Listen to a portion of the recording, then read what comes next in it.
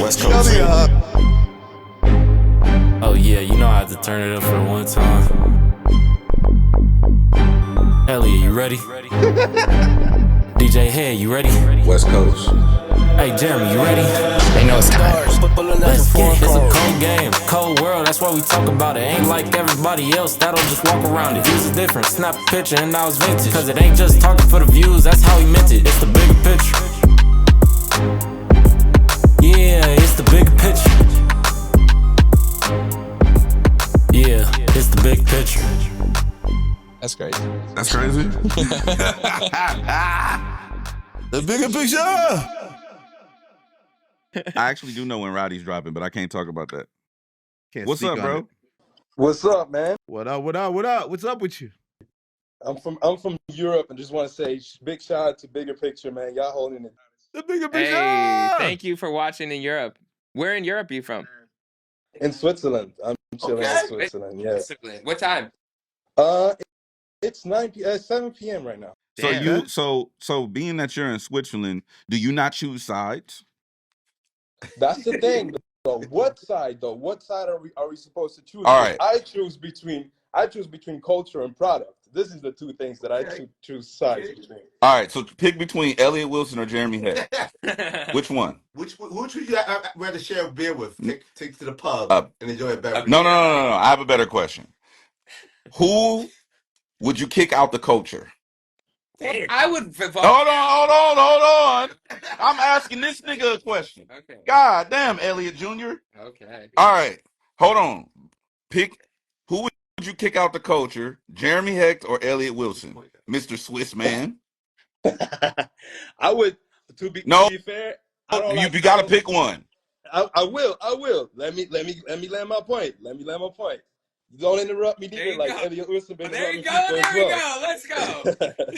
So I'm saying I would kick Elliot Wilson out of the culture for the recent Say history. my full name, King. That's right. I would not kick Elliot Wilson out for what he's done before. So this is what it is. This is what I'm saying. Wait, say it again. You kicking me out? Why, nigga? What? What I do? I hurt you. Both of them. Elliot Wilson and Jeremy Hecht are big supporters of the culture, and DJ Head. I mean, you already know what's going on with DJ Head, the culture himself. So this is what's going on. This is what I'm saying. He confidently. So just so we're clear, you would kick Elliot Wilson out the culture if you had to choose. You have to pick one. You would kick Elliot Wilson out the culture. My age, right? If I had to choose, and I don't want to choose because I feel like Elliot Wilson and Jeremy Hecht both contribute to the culture. I'm born in '93, so I'm really recent. So what's been happening in Europe. So with the things that I saw mostly through the internet, this is mostly what I can rely on. This is mostly what happened to me. So I can only relate to and speak to the things that I know. So this is what I'm saying. And what are you saying? Why the fuck am I going? Because I'm old, nigga? Because I was doing shit in 94? He wants to know the creating reason why you would kick him products out in the culture. 1994. You wasn't even. So the reason for me, because to be fair, Elliot Wilson, I'm not totally aware of everything that has been going on and everything you've done for the culture. But what I will say is that recently, basically what I know is the Drake interview and the Bigger Picture podcast. So this is how I have. That's Hall of Fame right there, my nigga. Sorry? That's a Hall of Fame career right there. Yeah. Okay. But I'm no longer of service. No, why are you keeping Jeremy? Because he's young and white. He has a lot of potential. Is that what it is? No, what I'm basing on is basically I feel the culture is about conversation and the culture is about exchange. And I feel like on that side, I feel Elliot Wilson in the conversation of the Bigger Picture. I feel Elliot Wilson been interrupting people too many times and not even talking about certain things that have been going on. Yeah, nigga. Okay. Yeah. Okay, what's your question? All right, what's your question, bro? What's your question? So my question basically is like, if you look at, also because coming from Switzerland, coming from Europe, I have a completely different view on the culture. What is something that you feel like people from outside now speaking about hip hop cultures, of course, hip hop culture is influenced by American cultures, influenced by many cultures in the US because that's where it's from. But I feel like hip hop became so much more than just like American culture because like people like me. I've been 6 years old when I was like, for the first time, I was like, I want to be a rapper. I want to do some shit about that. So my question is, what can like European people do to feel like, yo, this is like our culture, the way it is, the American culture, and intertwined in hip hop? Who you got? Make some slaps. Who's good? Make some slaps. Central All right. City should be bigger. Well, y'all lamed out. Everybody get lamed out internationally with this shit. International rap is hard to break through in America. Is that what he's asking? No, that's I You're 100% agree. saying how can okay, just hold on. You're saying how can Europe participate more in the culture here, or you're saying how can Europe participate more culturally over there? TD Europe. Both ways, actually. Both ways. Jeremy, head, how go. can the culture be All right, more we got than it. just, like, We got so it. Hold on. American-centric? Okay.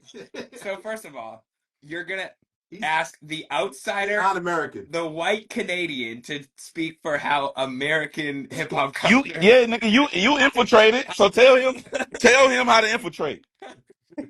I would say as a fan, what's worked for me is always being respectful of the culture that came before you, that's always existed, showing love to people like, you know, Elliot and Head who have allowed you in the game, and just move with integrity, move with respect. Oh, this nigga Rory's on here too. Hold on, I'm finna try to add him with you so that way he can give you. Yeah, he's a good person to ask too. You know what I'm saying? How do I add a nigga? What kind of episode? How do I add a nigga?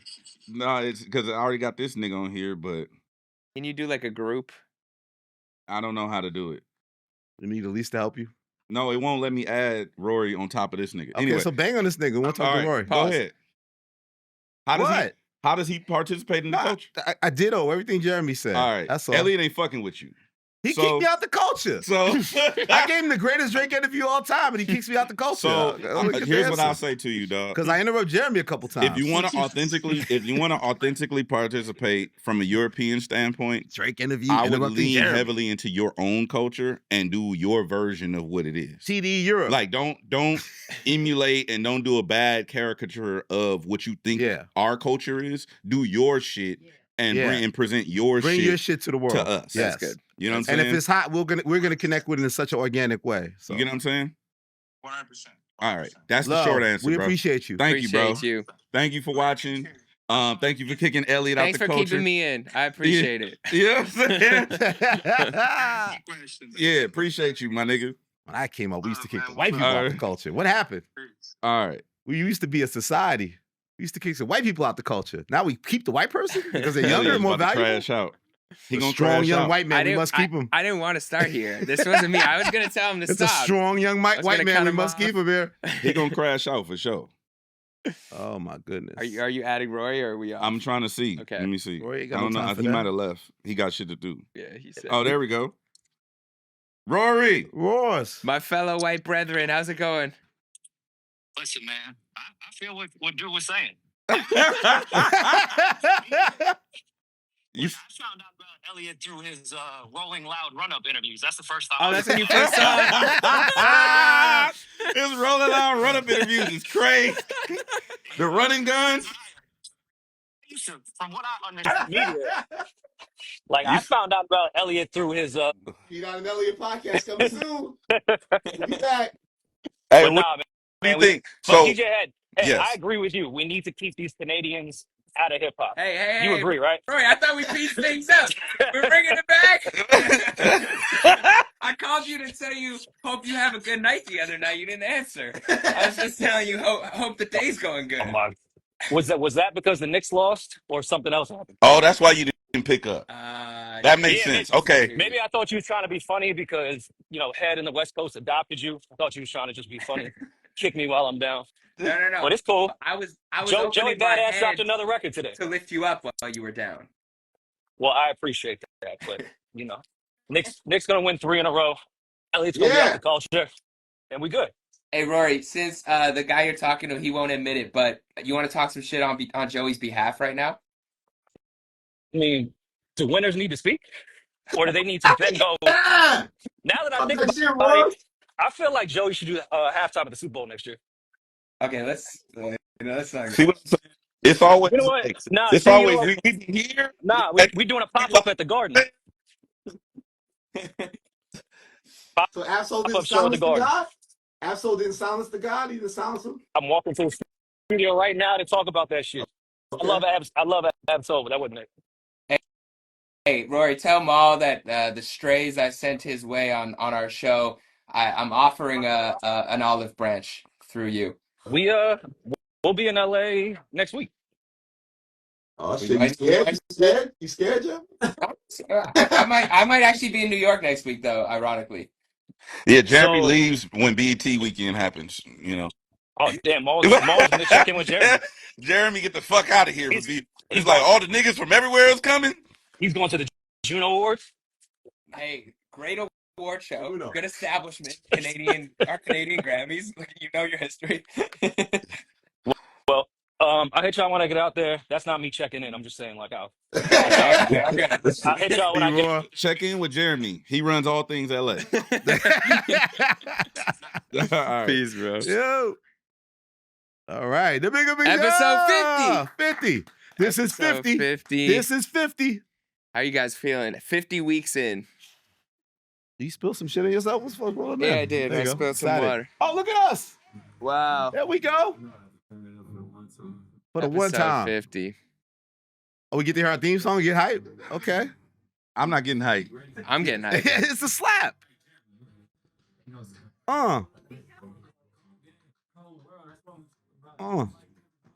So we don't need a new theme song yet. We just ride with this. Yeah. We can renew. Just got it. Yeah, we can renew. Yeah. You may have heard of the bigger picture on new songs from Absol. I did spell here. It's all good. That's okay. That was a little champagne celebration. Spit up. Nah, it wasn't spit. It was some aqua. Just some water. Listen. Some spit up. 50 weeks in. I want to go straight to it because about 25 weeks ago, our man Head, he did say something on air. We were speaking about love, and we were speaking about his lack of ability to express that love. And I know that he's grown over the last 25 weeks a lot. I know that our relationships have Bro, grown. what the fuck is going on? DJ Head, I just want to say something. No. I love you, bro. No. Do you have something to say back? Say it back. I love you too. That's what you're supposed to. You could say it. So, okay, so look. What?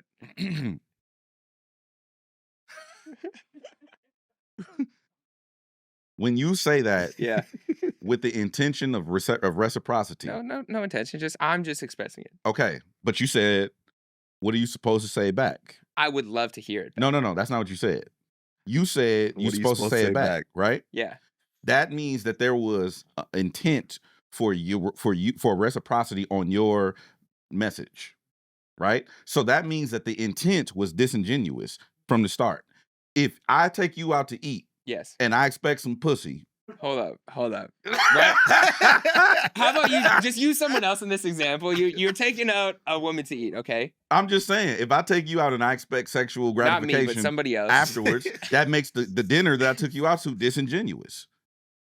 Agreed. Okay, so intention matters, correct? So if your intent, you told me that, and your intent was to get it back, your act was disingenuous, King. No, not true. I agree with the intention part, but what I will say is this: let's agree on that. Let's table that to the side, okay? When you say things, your words have meaning, correct?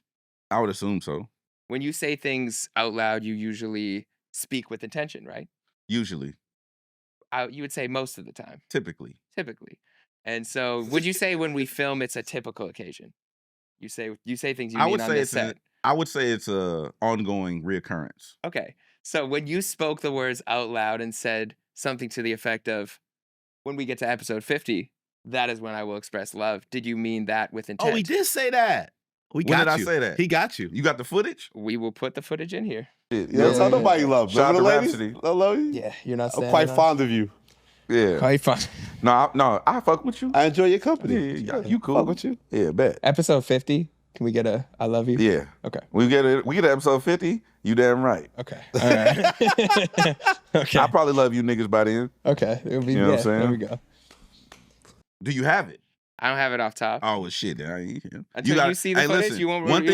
One thing I learned from watching. One thing I learned from watching Lauren LaRosa is you better come to court prepared, King. If you ain't got the footage, it didn't happen. Do we have the footage? Yeah. You should have told me. Exactly. You All ain't got right. the fucking footage. Okay. It didn't happen. Okay. What freak off? I remember it though. You remember? I remember this. it. I do remember this. Yeah. Now. He like yeah. We'll okay. get you. All right. One of these Post game days. will get you. All right. So what did I 50 say I more? was gonna do? Exchange the what do you call it? Reciprocity. Yeah. Rest of what? Rest some Bless you. shit. Yeah. Rest some shit. Ellie White man by glitching. your side for That was a 50 glitch. weeks. Yeah, You know what I'm saying? What did I say? Exchange the reciprocity. The what? Reciprocity. Reciprocity. Yeah. In this dancery. Reciprocal love. Yeah.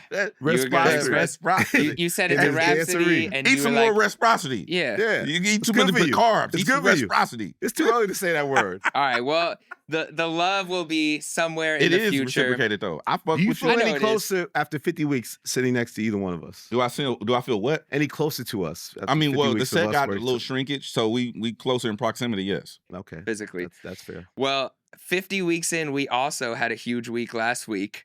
I don't know if you guys heard that new. Look at him I smile. don't Look know how if you happy guys he is. heard that new Ab Soul song, but I heard us. You were so I excited. heard Can we play his dumb video, Can we- brother? No, no, no, hold I'm on. in a Can song. Can we play? Babe, Can we play babe, the sample? You know Kendrick? That's my show. Yeah. At the 3 minute mark. Everyone, listen. let's run it. Let's run it. This is Oh my this is the God. sample that was used. The clip. This is the sample. I in don't the think clip. any. I literally don't think a Really? single rapper So Soul is the alive does. boogeyman. Nobody want to do that with Soul.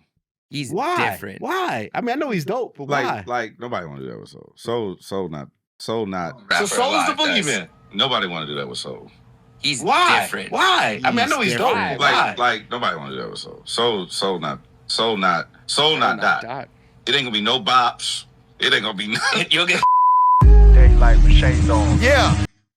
He's You heard different. that? He's different. He's different. Wait, can we play your video though? Where you was all geeked out? Oh yeah, you Like a can little- put up like a on herb? my Instagram. But I was fired up. Am I not supposed to be excited Fired to be up. sampled in an Ab Soul You song? can be excited, bro. Let me be excited. I'm letting Somebody's you like, be excited, bro. What the okay, fuck? thank you. Sorry, this wasn't towards you. This was to anybody who thought I shouldn't be excited. But yeah, Are I they got saying you shouldn't have been excited? no. I got a text Are from. they stepping on your joy? I mean, some people step on my joy, but I You can't look how tied happy on this Lou. man is. Let's hear his reflections in real time. What's going on? How was you feeling, man? Ab Soul just put my voice on his song. I'm a featured artist on a TD. Okay, so I'm not a featured artist. But the bigger picture is officially featured. Okay, not officially featured. But the bigger picture Yeah, 'cause he got clip some money off is inserted into Ab Soul's new song. Let me show you. And I don't care what anybody says. I'm going to be excited about what excites me, okay? This is dope. So a few weeks ago on The Bigger Picture, we were having this discussion about Ab Soul and how he's the real boogeyman in hip-hop. Nobody wants a problem with him. I specifically said that if anybody actually sparred with Ab Soul lyrically, it would be like 30 years later and you'd be still dissecting bars because of how complex of a lyricist he is. And that nobody wants problems with Soul. We've had that convo for a few weeks now. Apparently he was paying attention.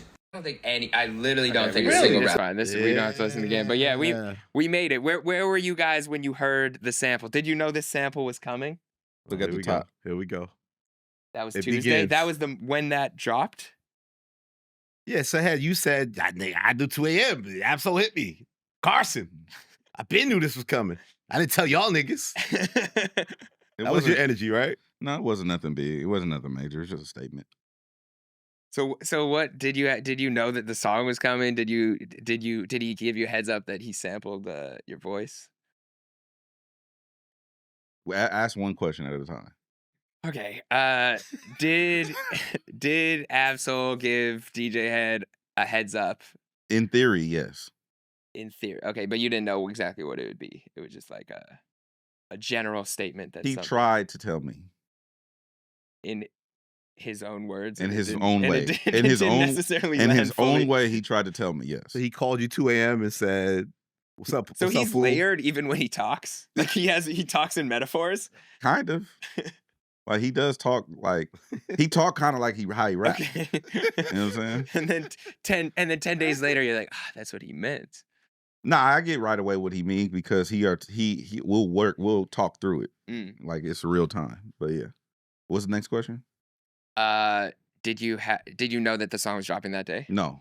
So you heard it with the rest of the world? Yes. Okay.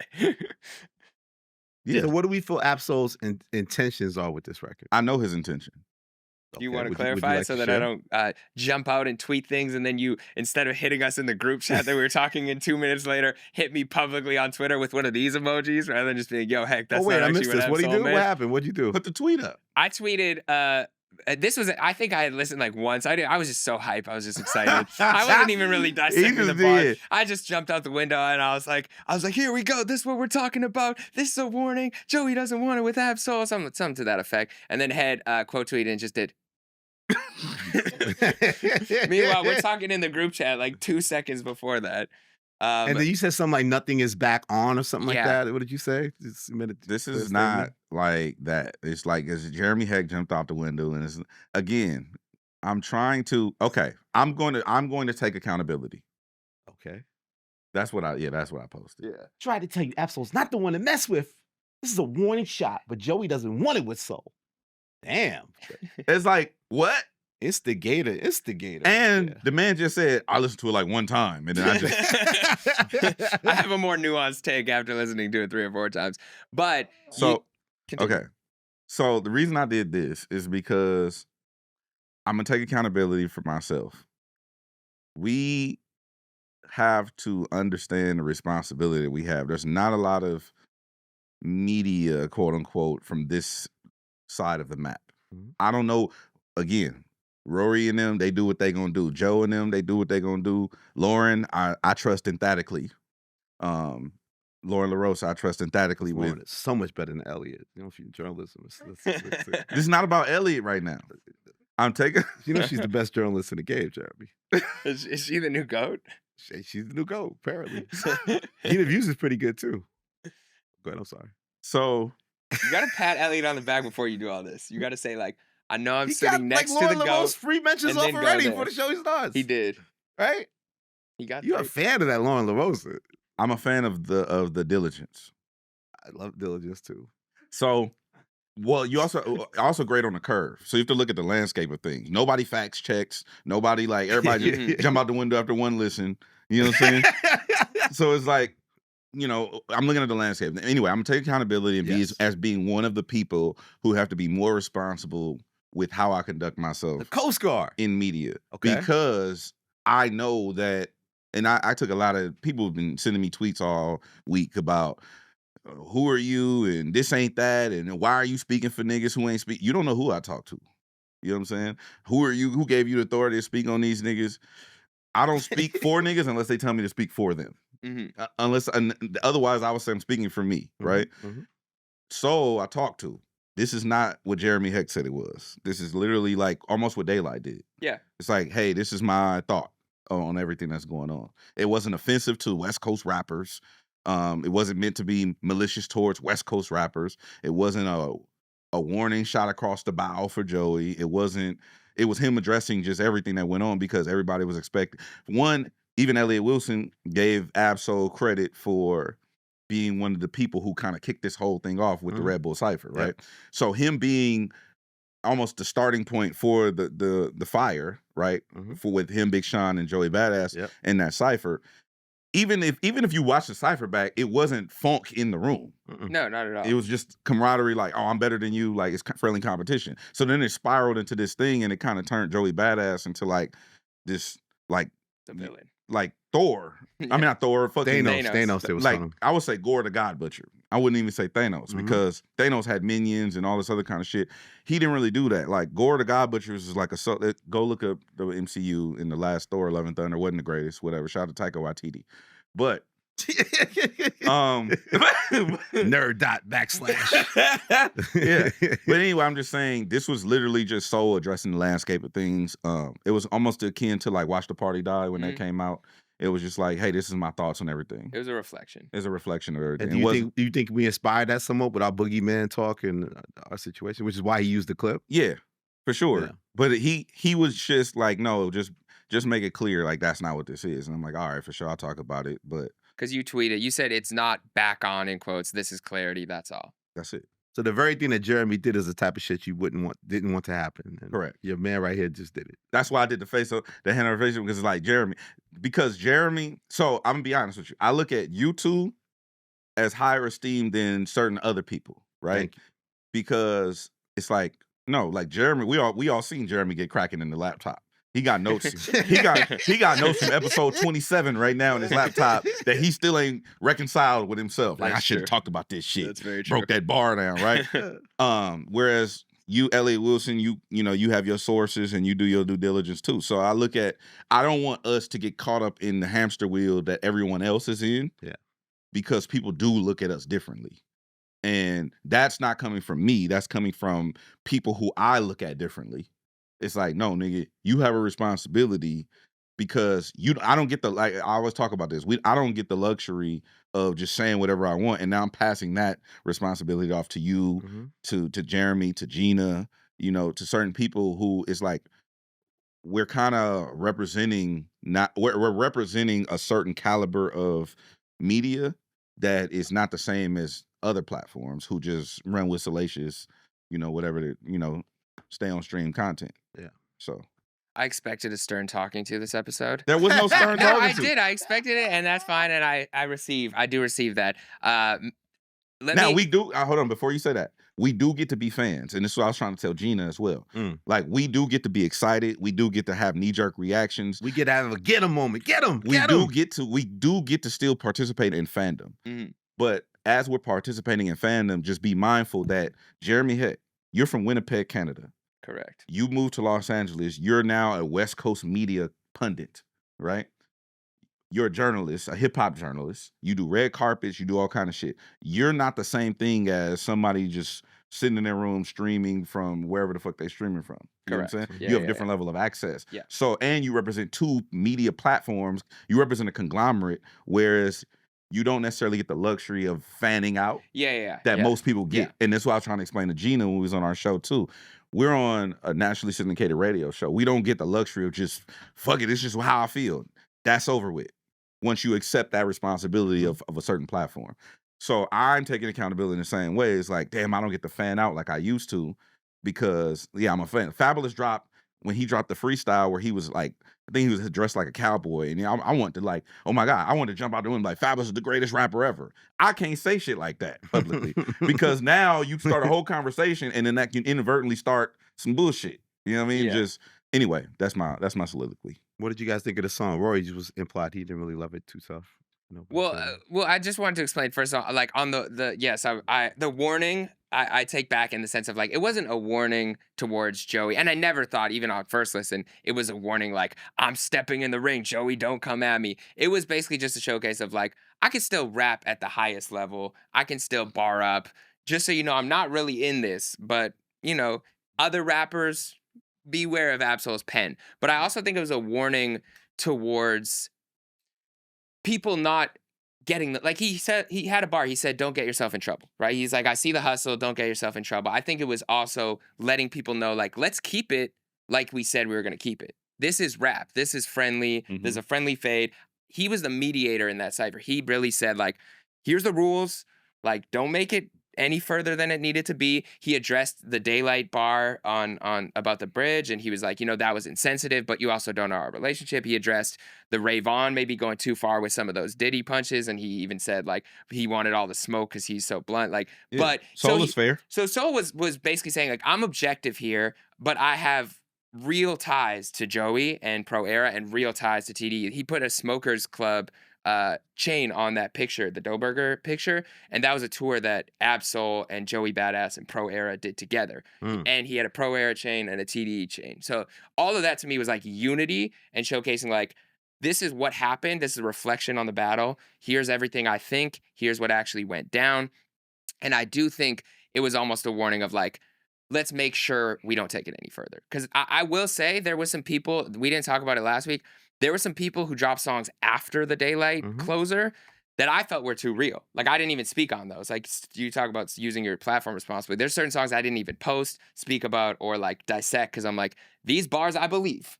There's certain people that I really believe they will take it there, and I just think Soul saw some of that and was like, okay, let me just, like, we could keep it rap in the sense of, like, I'll rap this rather than tweet this, but here's exactly how I thought.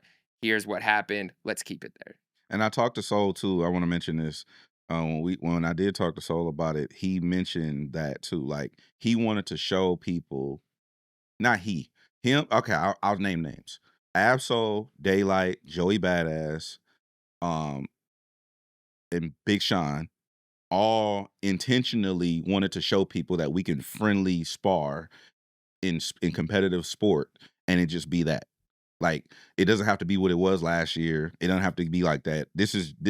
We wanted to show people, like, look what we can do. Look what hip hop is. This is the nature of what hip hop is. It doesn't always have to be a blood sport. It could literally just be like, hey, good game. You know what I'm saying? Type shit. So that was the intention, at least. That was the intention from multiple parties. Yeah. Also look like, because last week I was frustrated saying it's anticlimactic. Joey won, had to admit Joey won, da-da-da. It's almost like Absol's record kind of, to me, brought closure to that time, because the way he recapped everything, like, so we got, to me, that finale is now by Absol, kind of like looking at what happened, feeling like he was part of the beginning of that with the Red Bull thing, and then he puts the cap on it. He's the one giving closure to.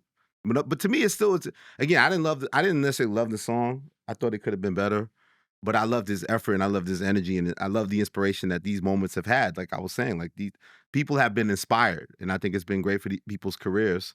And it's just a good energy in hip hop, and it doesn't always have to be the heavyweights, a Drake Kendrick type moment, or a thing where it's like it's all like people getting nasty and doing it that way too. It still feels spirit of competition. And I think that is important in hip hop. There was no loss of life. There was no deals lost. There was no allegations. There's there's no courts. Yeah. Like, it's just, that's what their intention is. Like, we want to show people that this is hip hop too. Mm-hmm. So there's a couple allegations, but not. No, I'm talking about like legal shit. You know, whatever. No, it was also shout out to Daylight too, because I haven't talked to Light since last week, but I don't even know if I should say this, but I think Light, like when Light posted Joey's Steez, when he posted Steve, like, Light really fuck with him. Yeah. You know, like in real life, like off mic. He has a tattoo, I think. Yeah, he's literally tattooed on Daylight. Yeah. So it's like, I just see all these narratives, which kind of made it not fun for me.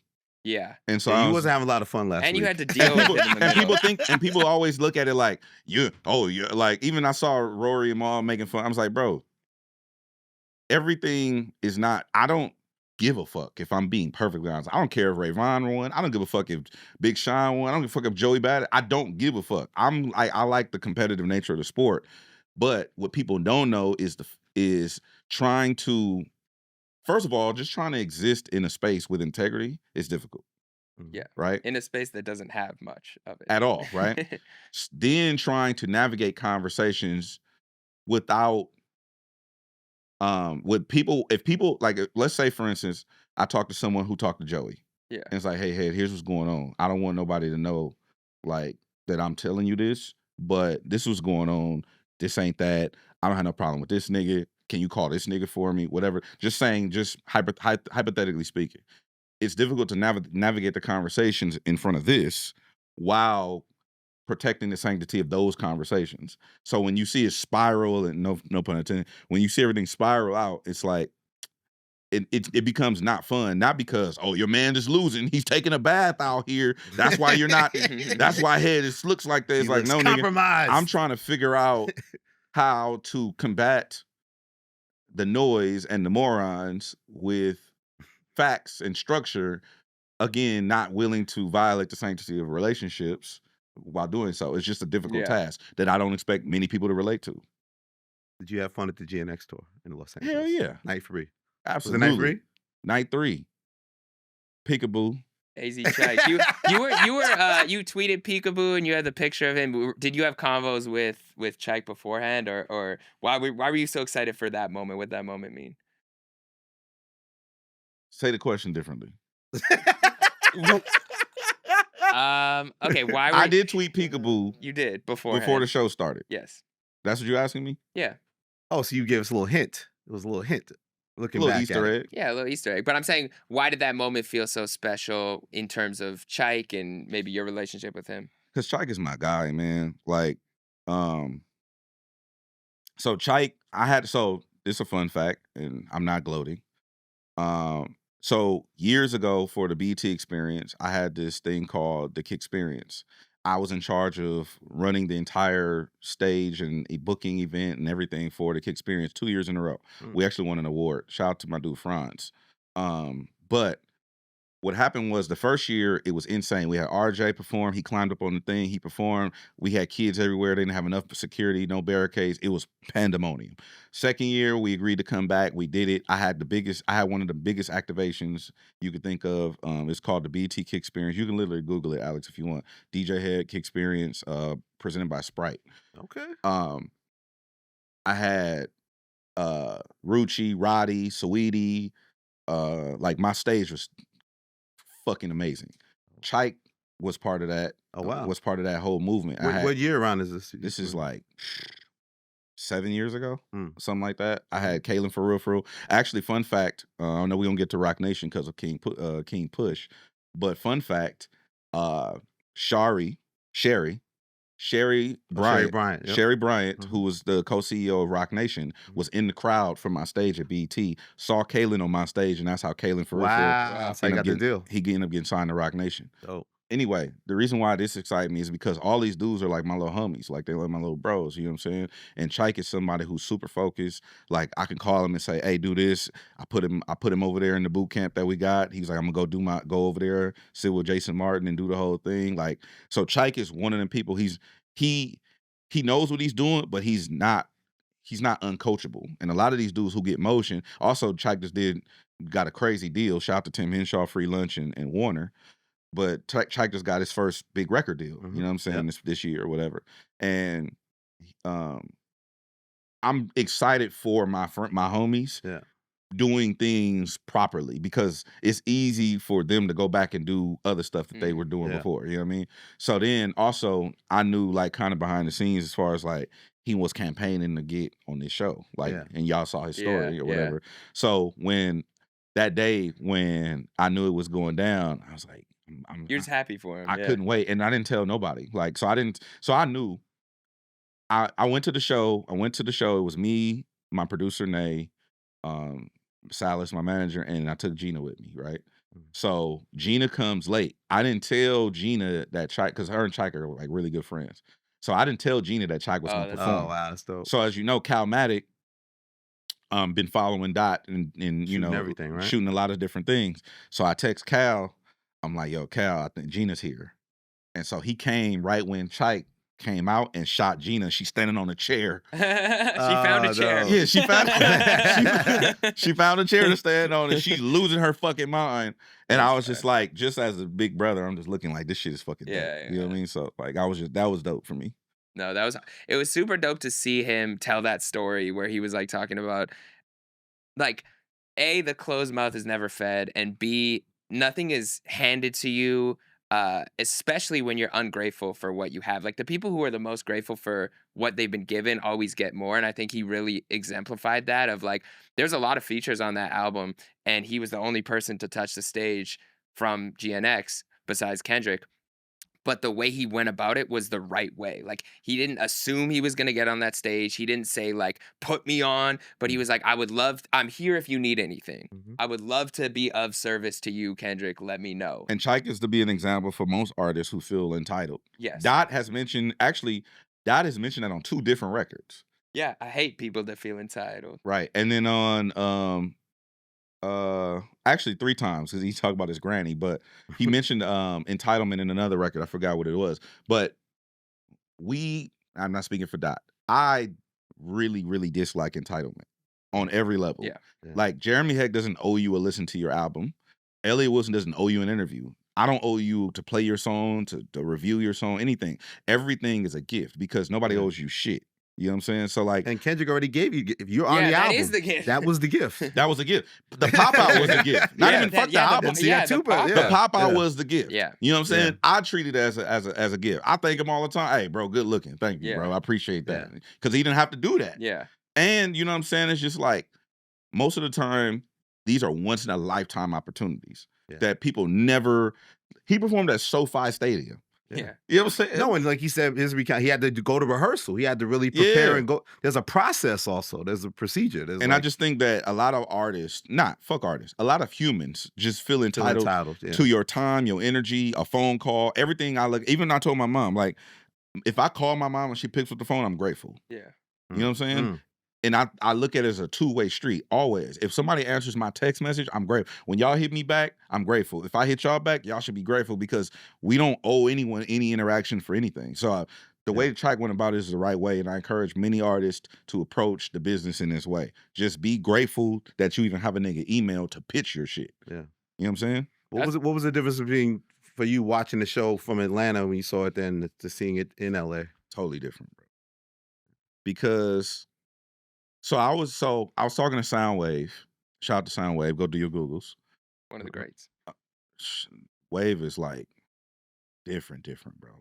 So I'm talking to Soundwave, and we just sitting there and we just looking, and he was like, "Hey, this shit crazy," and I'm like, "Still to you too?" He's like, "Hell yeah, bro, this shit." Because he was like, "Bro, you was there. Like, people don't fuck with us." I'm like, I know, nigga. Like, I know. I was one of the niggas campaigning. I know. Still say it. And then so we was just standing there and we was just looking like, and it was just people, just a sea of people, just all the way up to the fucking lights, right? And so me and Soundwave was talking about like just back in the day when people wasn't fucking with us. And he was like, bro, it's just amazing to watch this every night. Cause he's, he'd been going to different dates. And I was like, bro, I just wanted to express gratitude to him. And I saw Tim, shout out to Tim Henshaw, and Calmatic, and just everybody that I saw. Shout out to Siete, he was at the show too. But most of the people don't understand what it's like to go from here to here, let alone being to the moon, right? Mm-hmm. And so to still be level-headed and grounded and grateful, if Soundwave can be grateful, you should be grateful. You know what I'm saying? Soundwave got more Grammys than I can probably think about. He produced Taylor Swift albums and all kind of shit. Like, and Soundwave is like, man, I'm just really grateful. That's crazy to me because he doesn't have to have that perspective. Same thing when I talk to Dot. Dot is like, grateful, man, good looking out. Thanks for coming to the show. It's like, what, nigga? Thanks for coming through. It's funny. You know what I'm saying? Like, what you mean, nigga? Like, but it's just, to me, I don't know. This was like a moment. Like, this shit was crazy, bro. And then SZA, the way SZA speaks to, I wouldn't even just say black women. I'm gonna say women of color, just minority women. Everybody but white women. She speak to white women too, but the way women of color, like I seen girls crying. Yeah. And I haven't seen that. I've never seen a girl probably since Beyonce in like The Height. Yeah. I've never seen like Michael Jackson intense, like crying. I've seen people crying over Michael Jackson. I've seen people cry over Beyonce and SZA. Yeah. That's it. That's fucking crazy. Yeah. You know what I'm saying? So it's like seeing that, and then I saw her pop up. I wasn't gonna get involved in that shit. No cosmetics. It was That's madness. It was an insane amount of people. Like to even get to the line to even see, because I wanted to go do the whole experience. In Atlanta, I got there kind of late, so I wanted to go early and like see everything. And the people they were out there for fucking all day waiting on SZA just to see her, just to take picture of her, not get a picture with her, just to take a picture of her. And I'm just like, bro, like the homies are really like they're doing it. icons, and I just can't believe this shit. That was my perspective. To wrap it up. That was my perspective. I can't believe that this is a reality because girls are crying over this girl. Incredible. She just go like this and they just start crying. It's like, what the fuck?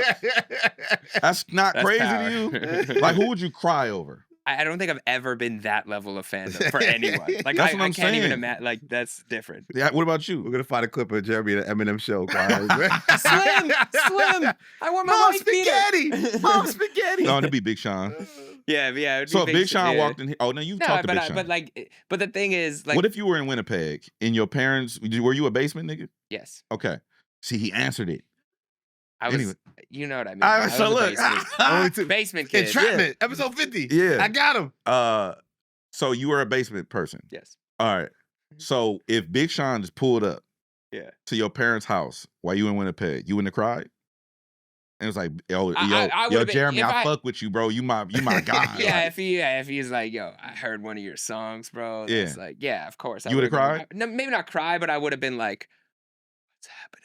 You cried when sure. you did the Kendrick due diligence pretty prank. close. I was pretty close. But that's the thing. Wait, what did he say? He said, don't do my due diligence? I remember being that fan, and like that's why people make jokes, but like I actually am that excited. If I hear my voice in an Ab Soul song, like I think about like what this would have been like 10 years ago. I couldn't have even imagined that. Like interviewing Sean and like talking to him off camera and being like, let's go to the studio sometime. Like like those moments, I'm like, is this really? I still like. That's why I tell you guys all the time. I'm like, I'm so grateful for this to happen. I'm not gonna get emotional. Keep going. It's fine. My voice got kind of, but yes, I'm great. Be grateful. And we talked about this last time. As artists and creatives on the come up, like there's a conduct on how to conduct yourself and how to network. And there's certain things that you shouldn't do, certain things you should do. The entitlement never works. For example, like I do a lot of open mics, a lot of hosting, and the people who don't get on stage, if you come up to me afterwards and you're like, yo, I didn't get on stage tonight, like fuck this, bro, but like check out my music. No, actually, I will not be doing that. But the people who, like, sorry. But then there's people who come up to me after and be like, yo, I had a great time. This is super inspirational. Like the way that you spoke, like the way that the artist killed it on stage. I would have loved to get on stage, but I'm going to be back next week. You're going to love my music once you hear it. I'm actually more inclined to be like, put your song on my Spotify right now. Let me listen, because of your gratitude and your awareness and wherewithal in that moment to take advantage of the moment, rather than like, I'm sure same with you. Like people feel entitled to like get an opportunity from you or get an interview, and you're like, well, if I don't fuck with your energy, like why am I gonna, or get a spin on the radio? Like so, it's all good. Conduct. God bless everybody. Go check out the Grand National Tour. What's left of it? If it's coming to your city, it's hip hop at its highest level. No backing track, no hype man, a nigga and a microphone. So, you know what I'm saying? Like I'm gonna tell you some shit I wasn't gonna speak on. I actually tried to, so you can go to pull up the set list, right? Yeah. And so if you've never seen the Grand National Tour, there's segments. So Dot comes out, then SZA comes out. They alternate back and forth, back and forth. They do some shit together, but it's a back and forth type of deal. Co-headline tour. Be clear. But one of Dot's segments, I put it on and I tried to rap the whole thing through, just to see if you're. I ran out of gas in 3 songs, bro. Two, 3 songs. I'm trying to do like Euphoria and shit. Trying to rap. Euphoria is a fucking marathon. Euphoria is a crazy song to perform live, just from that. This dude is performing these songs, and he's moving, he's walking, he's skipping, he's like doing choreography. I couldn't get to 3 songs without like being winded, and it's just like the amount of conditioning that these performers do to even perform, like. To me, that's a different level of... It's cardio, right? That's a different level of discipline, and bro. to remain, like, to look calm and smile. And this is maybe just like a hip-hop nerd question, but do you know how he recorded Rigor Mortis? Like, did he breathe during that? Were you around during that time? I was, but I don't remember. You could ask Willie B. Or... I could ask Ali. Yeah, I would love to know how he engineered that. Because, like, there's a part where you wait for him to breathe, and he never does. And you're like, and you try, like, I've tried to like sit there and just read the lyrics and just see if I could like physically rap that. Let me see if Ali pick up real quick. Let me ask him. That would be crazy. I think that was the first Kendrick song that I really fucked with. Really? Rigor Mortis? Yeah. He was kind of claiming a spot at that time. Yeah. He wasn't like saying... You just kind of heard him getting better. Like, he always had talent, but that stood out to me. I was like, okay, this dude is special. I'm on the air right now. Can you answer a question real quick? We want to know how Rigor Mortis was recorded. Like, because like it's straight through. I was giving Dot props for rapping all the way through at the tour. Ali was there at the Grand National Tour too. What's up, Ali? Shout out to Mix by Ali. But we was talking about Rigor Mortis and like how is a nigga rapping straight through like that? Did he rap straight through like that, or was it different? You know what I'm saying? A nigga rapping through all the way, you know what I'm saying? One take Jake. There you go. He one take that whole, like, he didn't, like, I couldn't even hear a breath. Did you have to take out breaths as an engineer, or he just, like, did it like that?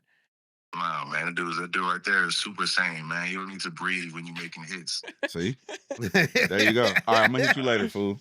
There you have it. All right. Peace. One take on the Rigor Mortis verse. See? Shout out to Ali, too. Told you. Like, bro, when you see that shit, you gotta just watch it. Like, I'm like, nigga, how's he doing this? Even SZA, she's doing full-on choreography. Yeah. She got ants and bugs and shit on the stage. And she's dancing. And I'm like, nigga, how I did 2.5 songs. I was like, yeah, I can't do this shit. I'm fat. You tried doing the DJ. dance? Bro, I'm What do you like, mean? You were out there just trying to see if you can hit I wasn't the even trying to choreo? do the dance, bro. I was just trying to rap. Like, you know, and I was just, I picked a segment. Like, Yeah. I don't remember the Here's- oh, here we go, the set list. So I think I did the first segment. Like Yeah, I think- whacked out murals. Yeah, Whacked Out Mirror, Squabble Up, King Kunta. Yeah, That's I a think lot I of tried to do rapping. that. Bro, I got the By the second verse of TV King of you was Kunta. exhausted. Second verse of King Kunta, I'm Yeah. through. Yeah. Fuck Yeah. it. You know what I'm saying? Whacked Out I Mirrors. let the professionals we do the So we won't be seeing you on stage rapping anytime Nah, soon. bro. That's amazing. Nah. I want to go to Toronto. I'm thinking about it. Let's I go. think you We going? doing a little field trip, Elliot? Field trip to Can Toronto? you get us into the country? Can I get in the country? I don't know. I could make some calls. Scary. Border calls. You know what? I'd make my own calls. Thank you. Okay. All right. Yeah. I'm gonna be real with you. I'll be real with you. Your calls are probably more influential on that side. Yeah, I make my own calls, bro. That's fire. All right. Jim, well, you've been busy. Red Carpet King, right? red carpet. I do want to say. So I was at the AMAs and I ran into Canadian at the AMAs. Yeah, they let. This is how crazy.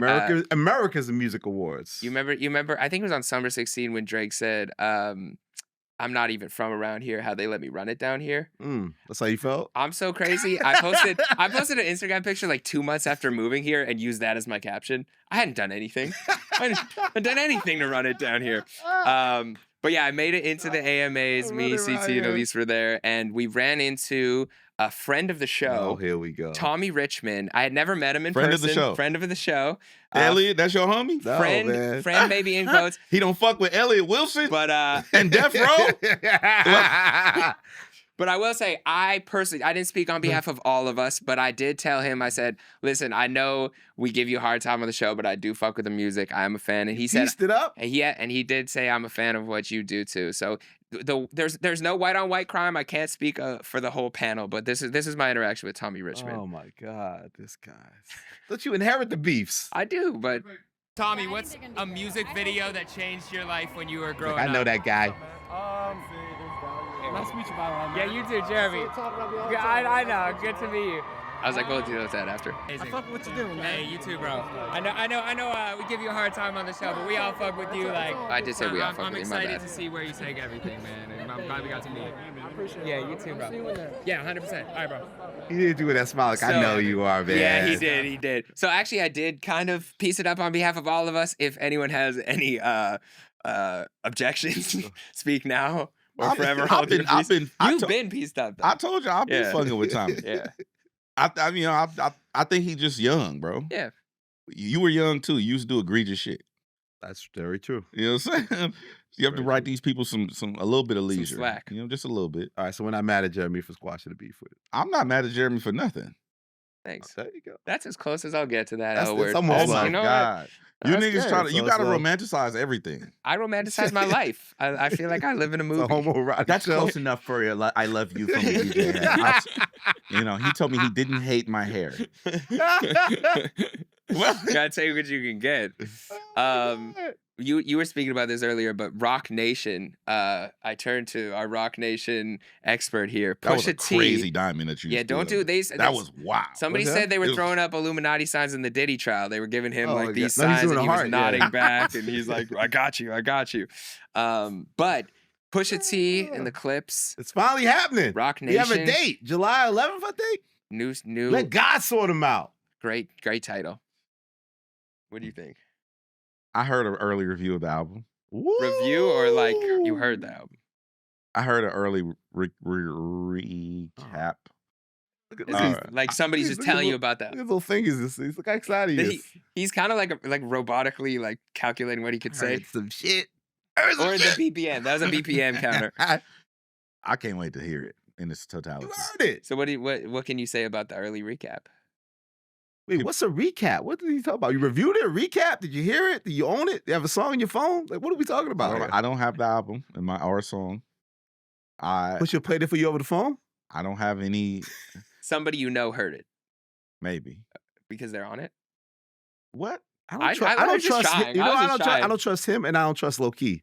These guys are up to something. Yeah, Low And Key's you- heard and you- something. and you've heard things. He Shout out keeps guy Low tweeting. Key. He keeps tweeting. You and Low Key are not to be trusted. You've heard songs. There's some kind of. I don't know what's going on here. See, that's a And narrative. I'm trying not to black out, but That's a narrative. Push has Elliot. promised me an interview. Okay. He's promised me an interview. Okay. No, I haven't heard the album. I have heard from someone who heard the album. Correct. Secondhand review of the situation. They said it's a Clipse album, like a real Clipse album. So Mouse is talking that. I didn't say that. I didn't say what I was gonna say. Okay, so get it out. Sorry, go ahead. This is Malice speaking from the perspective of some of the things he may have done in the past and engaging certain things that may not go with the change he made career-wise in the later years. I have no. Or is there a way to kind of I hope morph not. both principles in a certain Yeah. way? I have no comment on any of that. I just think that it's gonna be When he was a community leader in Virginia. I don't want to hear Malice talking. I don't want to Is he hear gonna Malice harken talking back about to his bricks. community leader days in Virginia? When he was a community. I want him to talk about the church, Or not being bricks. a man of the cloth, Yeah, man of there we go. man of God. Because Leave that to Jeremy, Push. you take that seriously, right? So Yeah, I would love yeah. to hear, and I would actually love to hear Pusha do more reflection on it too. I think that that'd be cool if they did kind of reverse roles for a song. Or So when your person who's on good authority heard it, gives you the account of it, and when you're saying it's a Clipse album, what do you mean when you say that? That it has that authenticness of their past stuff? It's just an authentic Clipse album. It's what it's based on what I've heard. It is an authentic Clipse album. Again, heard, not you hearing the music, heard that I've someone already of a good asked authority. and answered, Elliot Wilson. Asked and answered. What are you talking about? did you hear anything about the business dealing with Rock Nation? Like, No, what does it that mean for surprised me. them? I was excited, just like a fan. I didn't know it was going down like that. I know, and I don't know, because I think there's a independent company they have that they put stuff through. I don't know if it's going through that. I don't know the particulars of it. I just think it's a great connection. I think he's always had this great connection with Hove and some great guest verses. I hope Hove's on the album I would now in like some that. sense. That was always the rumor, or Kendrick being a rumor.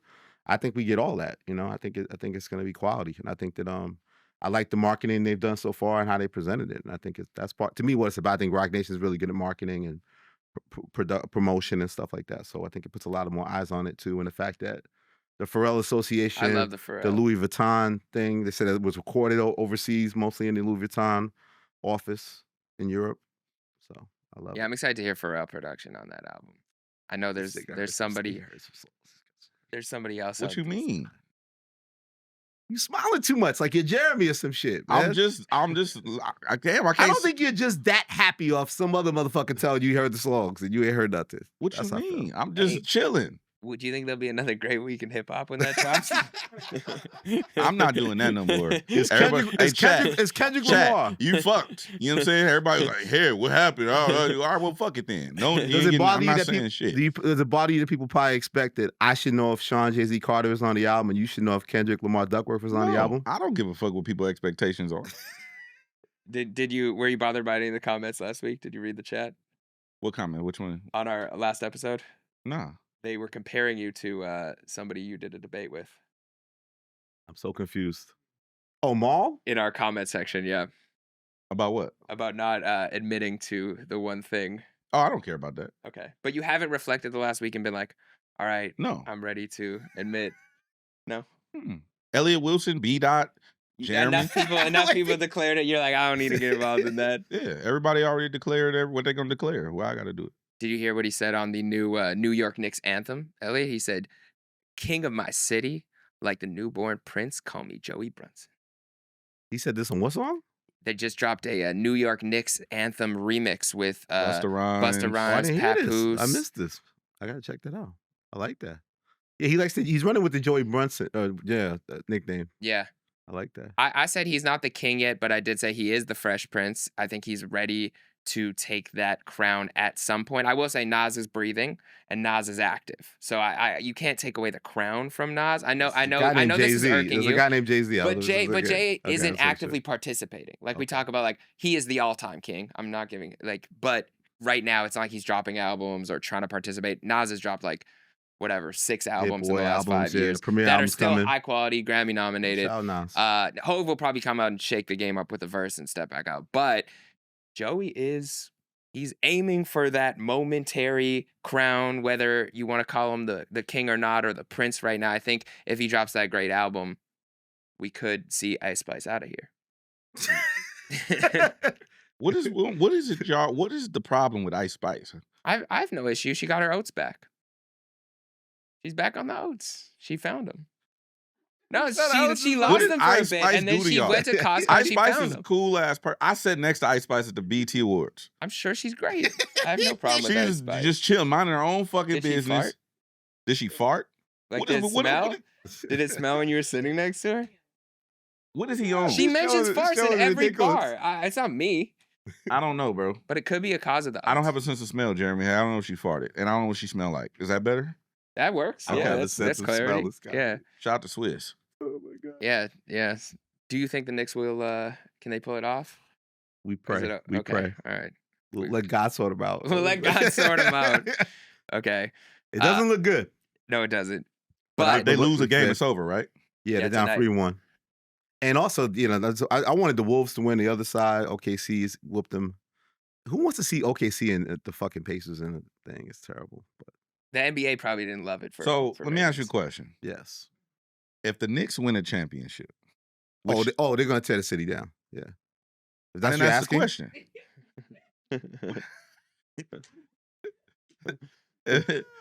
If the Knicks win a championship, what does that do for New York hip hop? Does that give a little infusion into the culture? It should. You should draw inspiration. I think that's what Joey's trying to point to. Also, I think there's a certain energy. So if they lose, but you've seen the videos of the crazy fan. It made me go to what you said. So it's like a lot of people are saying that's the New York I grew up on. Like motherfuckers talking shit, having their confidence up. I mean, the way the West had the confidence up, what Kendrick did last year. I think it's a similar thing. So I think they'll draw inspiration from it. Absolutely. But if they lose, does that suck the wind out of the movement of the hip hop movement? No, I feel like the Knicks still overachieved. I think that we didn't necessarily think we were going to get in the Eastern Conference Finals this year, the finals. So I think there's still such a bright future that their energy is there. And again, hopefully Joey more to me is inspiring East Coast rappers, especially New York rappers, to like put a paramount on fucking lyricism, and like it's not just about making that sort of drill. Whether and I love what Cash Cobain did, making the sexy drill, but too much of that same kind of sound and not enough of like a wider range of hip hop. Zelda's about to drop if they win. Yeah, so I think it's there. Everybody outside. Or how does that work? Because I know how it works because Buffalo's 5 hours from New York City. Yeah, we don't consider that. Yeah, New do you York claim like do you claim Griselda? So they didn't. We didn't claim Staten Island until Wu-Tang came. I remember this. Like, damn. I remember going to just Park Hill. You have to get on a boat and go to the thing, and it's Park Hill Day, Killer Hill Day, and that's what part of what as a journalist was big for me to really connect with those guys and like understand that this is going on. Like, you was a niggas in Staten Island. I didn't know that. Like, I didn't know there's Project Staten Island. I didn't know Cass was authentically from there, and that's that. So I think that New York is fixated on the subway culture, as you know, and it's really the 4 boroughs. Queens, Manhattan, Brooklyn, and the Bronx. And even the Bronx was kind of an outcast. So really a lot was centered on the triumvirate of Manhattan, Brooklyn, and Queens. So who put the Bronx on the map? That's where hip hop started. But there's still some outskirts. I know it started there, but I'm saying who, because you said y'all didn't even count the Bronx when the Bronx started hip hop. So who put the Bronx on the map? No, I think the Bronx got put to the back burner once the business of hip hop became mainstream. Yeah, with guys from Queens like a Run DMCs and LLs. And I think that even though we gave props for it being the foundational area, Bronx is so far out, I don't think it was treated with the same respect. It's sort of like the triumvirate of that middle, the pulse of the city to me is mostly Brooklyn, Queens, and Manhattan. Even on the Bronx, and it's always out of boroughs back then before everybody could work from their fucking house. That you had to go to Manhattan to really make the really good living, to get a job, and I mean, that's the sad thing about New York now. Post pandemic, you still got these giant ass midtown buildings that they're never going to fill up again. You might as well tear them shits down and turn them into housing, because you're not going to get people to go back to offices and work 40, 52-hour weeks and shit and fucking the 26th floor. Damn, Staten Island is kind of out the way. Yeah. But even, all the outside of Yonkers, everything, like, I don't think people treated that with enough respect. And I think that's why there was such a fight from the DMXs and the Jada Kisses, because they felt like they weren't fully being embraced by that. Like, but the Rough Riders, Yonkers and shit on top of the Bronx. Okay, so that I'm getting away from my point. Mhm. So Buffalo being 5 hours away from New York City, Yep. so to speak, right? That's like the Bay Area being 5 hours from Los Angeles. Yep. Two different markets. Yep. Obviously, the Bay Area is a bigger market than Buffalo is, but why is that from a musical or hip hop lens or a cultural standpoint so segregated? If it's the same. Well, I think that we New York City is where the arrogance comes from. New York City, we feel special. So when we say New York, we're really referring to New York City, which are those 5 boroughs. And I think we don't look at New York as a state in that way. And I think that, again, just the same cultural thing. Like what made Griselda dope was to see that there's these authentic African-American men and they're from these things. And there's poor areas of Buffalo where motherfuckers is rapping and making music. And until they put that to the world, we don't really necessarily associate that. We think of like the Buffalo Bills or some shit. We don't really look at it that way. Because I remember because Philly's most people live in New York City will never go to Buffalo. Philly is 3 hours from New York City, right? Yep. So that's crazy that Philly, because I was having this conversation, but I remember talking to the homie about. I remember talking to Wayno too about working with State Prop and Beans and them. How big that was. How big that was for Philly to be. Whereas it looks like obviously Philly's a bigger market than Buffalo as well, but Buffalo is in state, as opposed to Philly being out of state. But on the East Coast, I'm speaking to the cultural differences from the West Coast to East Coast. The East Coast is more compacted. Everything is closer. Yep. So I always looked at Philly as completely different than New York City, when New York City treats Philly like their little brother. And Buffalo, we don't even fuck with that. Yeah. Type or upstate New York. Or in total, it's like New York is like, we don't even fuck with that from a musical lens, but Philly's our little brother. It was just like weird to me. Yeah. But that's like being from LA. We fuck with Vegas, but we don't fuck with the Bay. It's like that's so weird to me. Because Vegas is 4.5 hours away. The Bay is 5 hours away. I looked at it like that. But is it on this side of on the other side of town? I feel like you still feel like back then you had to go to New York City to make it, right, and get the respect of that area and that community. So Beanie's loved standing next to a Jay-Z and like he's dope, but he had to get his nuts and bolts in being there and getting that validation by being there. The Buffalo guys are making what they feel sounds like the most authentic New York City hardcore hip hop shit, and it doesn't matter. We're proud from where we're from, but you're gonna like this shit because it's just as authentic as your shit. But they had to go to New York City to get that validation. Got you. Well, we're talking about New York and the history. I do want to pay tribute to your friend, Sacha Jenkins. Rest in peace. You wrote a beautiful article, but it's been an emotional week. Just wanted to pay tribute because I said a lot of us probably wouldn't be doing what we do in the same way if it weren't for this man and what you guys created. And yeah, please read the piece. Yeah, it's just been a tough week for me. I got I'm trying not to cry. I've been crying a lot. But yeah, I'm just proud of what we did as young men, just in our contributions to hip hop, and I'm proud that we're forever intertwined. And I would try to be as honest and vulnerable as possible about certain things. We do also talk about show like male friendship and being accountable and reaching out to people. And there's a lot of things I still need to work on in those areas that we talk about weekly. And but yeah, he definitely was my best friend for a long time. And I send love and condolences to his wife and his family.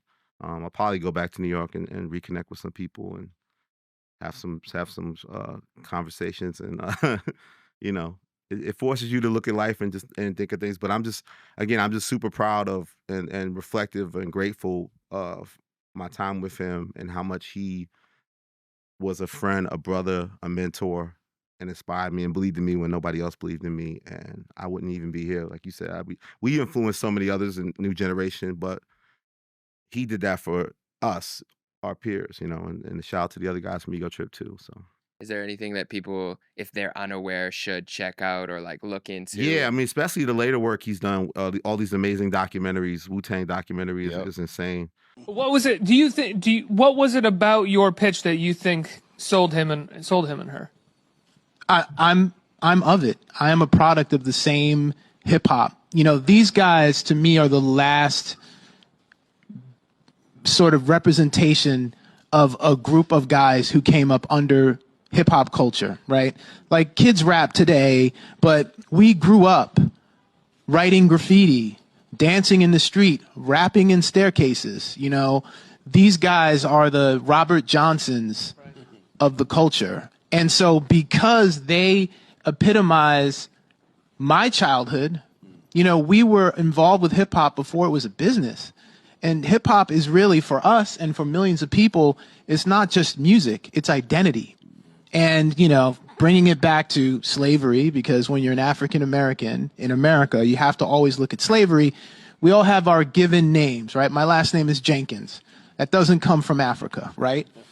The power of hip hop, I realized, you know, I wrote graffiti as a kid, right? I named myself. I gave myself a name. Master Killer gave himself a name. Capadonna gave himself a name. The power of being able to name yourself when you're in an environment, you rename yourself and create a name for yourself in an environment where you have nothing. People are plugging turntables into lampposts on the street. When you think about where hip hop came from and where it is now, the idea that these guys rewrote their lives by way of how they manipulated words to inspire the way people talk, you know, I saw that firsthand.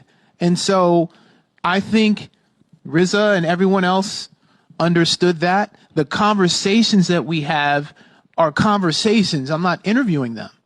I'm listening to them and I'm understanding where they're coming from. And then I'm going down paths that I find interesting, that I feel other people will find interesting. And here we are.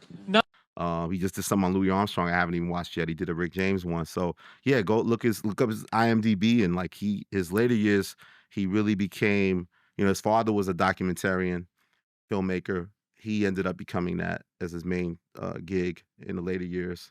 And he has a catalog of amazing works of film that people should check out. And then yeah, there's Ego Chips out there, the Ego Chip Book of Rap List, Ego White Chips, Rapper Show. Big Book of Race. And that's the thing that bugs me out too. It's just like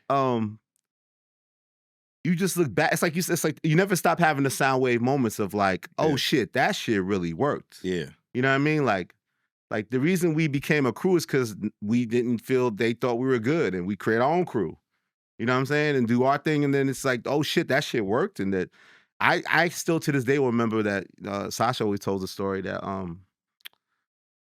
so back then, I don't know how old you guys are, but VH1 used to have these things where they kind of call talking head shows, where it's like there's a topic and then you get all these different people in their universe and they're commenting on it. So it's kind of like journalism. So they got their hands, an executive got their hands on the Big Book of Racism, the second book we did, and thought it was funny. I think the woman's name was Christina Norman, and she started giving it to certain staff members as a holiday gift. And then one of the executives was like, we could turn this into a show, or like, who are these guys? Blah, blah. So then they commissioned us to do these shows during Black History Month in February. So we was just doing the craziest black shit. Like we did some shit called Race-orama, and like, you know, let's talk about stereotypes and culture. But the universe we was creating was like, we're gonna interview Jim Jones, a young Jim Jones. We're gonna interview and do the comics and everything and just show our world.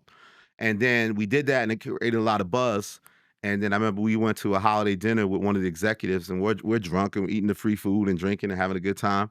And they're like, okay, guys, so what do you guys want to do next? And And Sacha's like, he's drunk, and Sacha's like, we should get some white people. We should do the White House. We should get some white people and move them into the South Bronx and teach them about hip hop.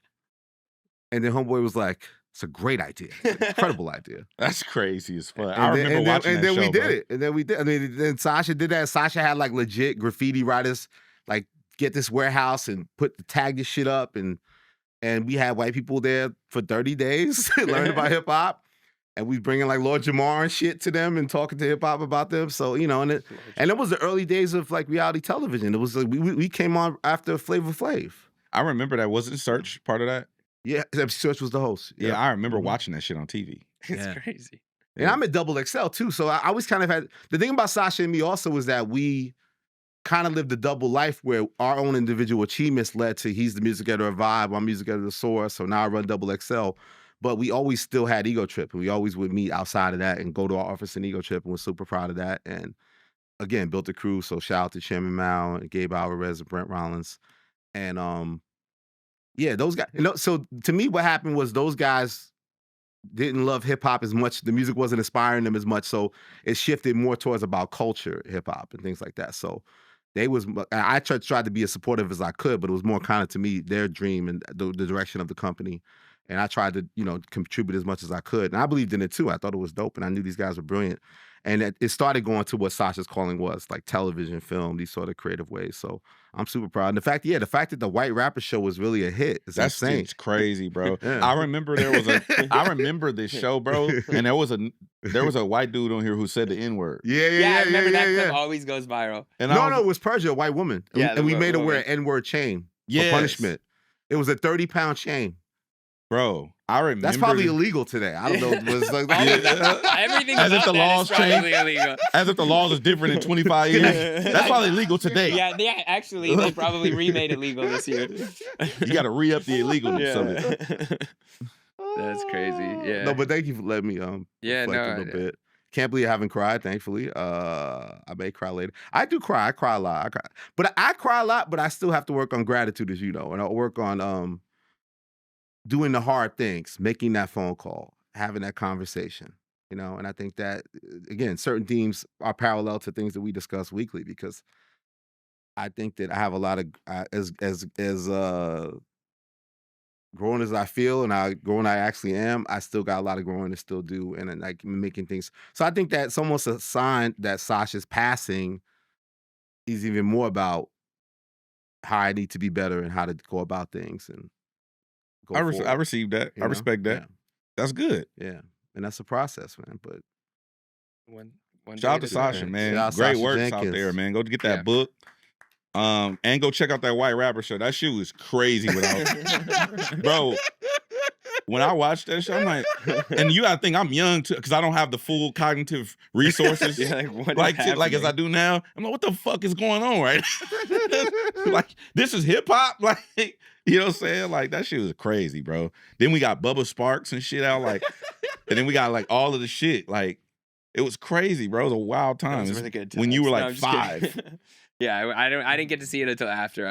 I saw clips. I'm like, wait, I think I hit you. I was like, is this real? Like, that's how you know you got some good shit, if people question how real it is. Yeah. Or like I asked Ice Cube about that one show he did. You remember that show? It was like they would swap families, so it would be like the white kids, I think, would like go into the black home, and then they'd like reverse I don't remember it. that shit. It was the craziest show ever. It was called like we was doing some wild shit on TV.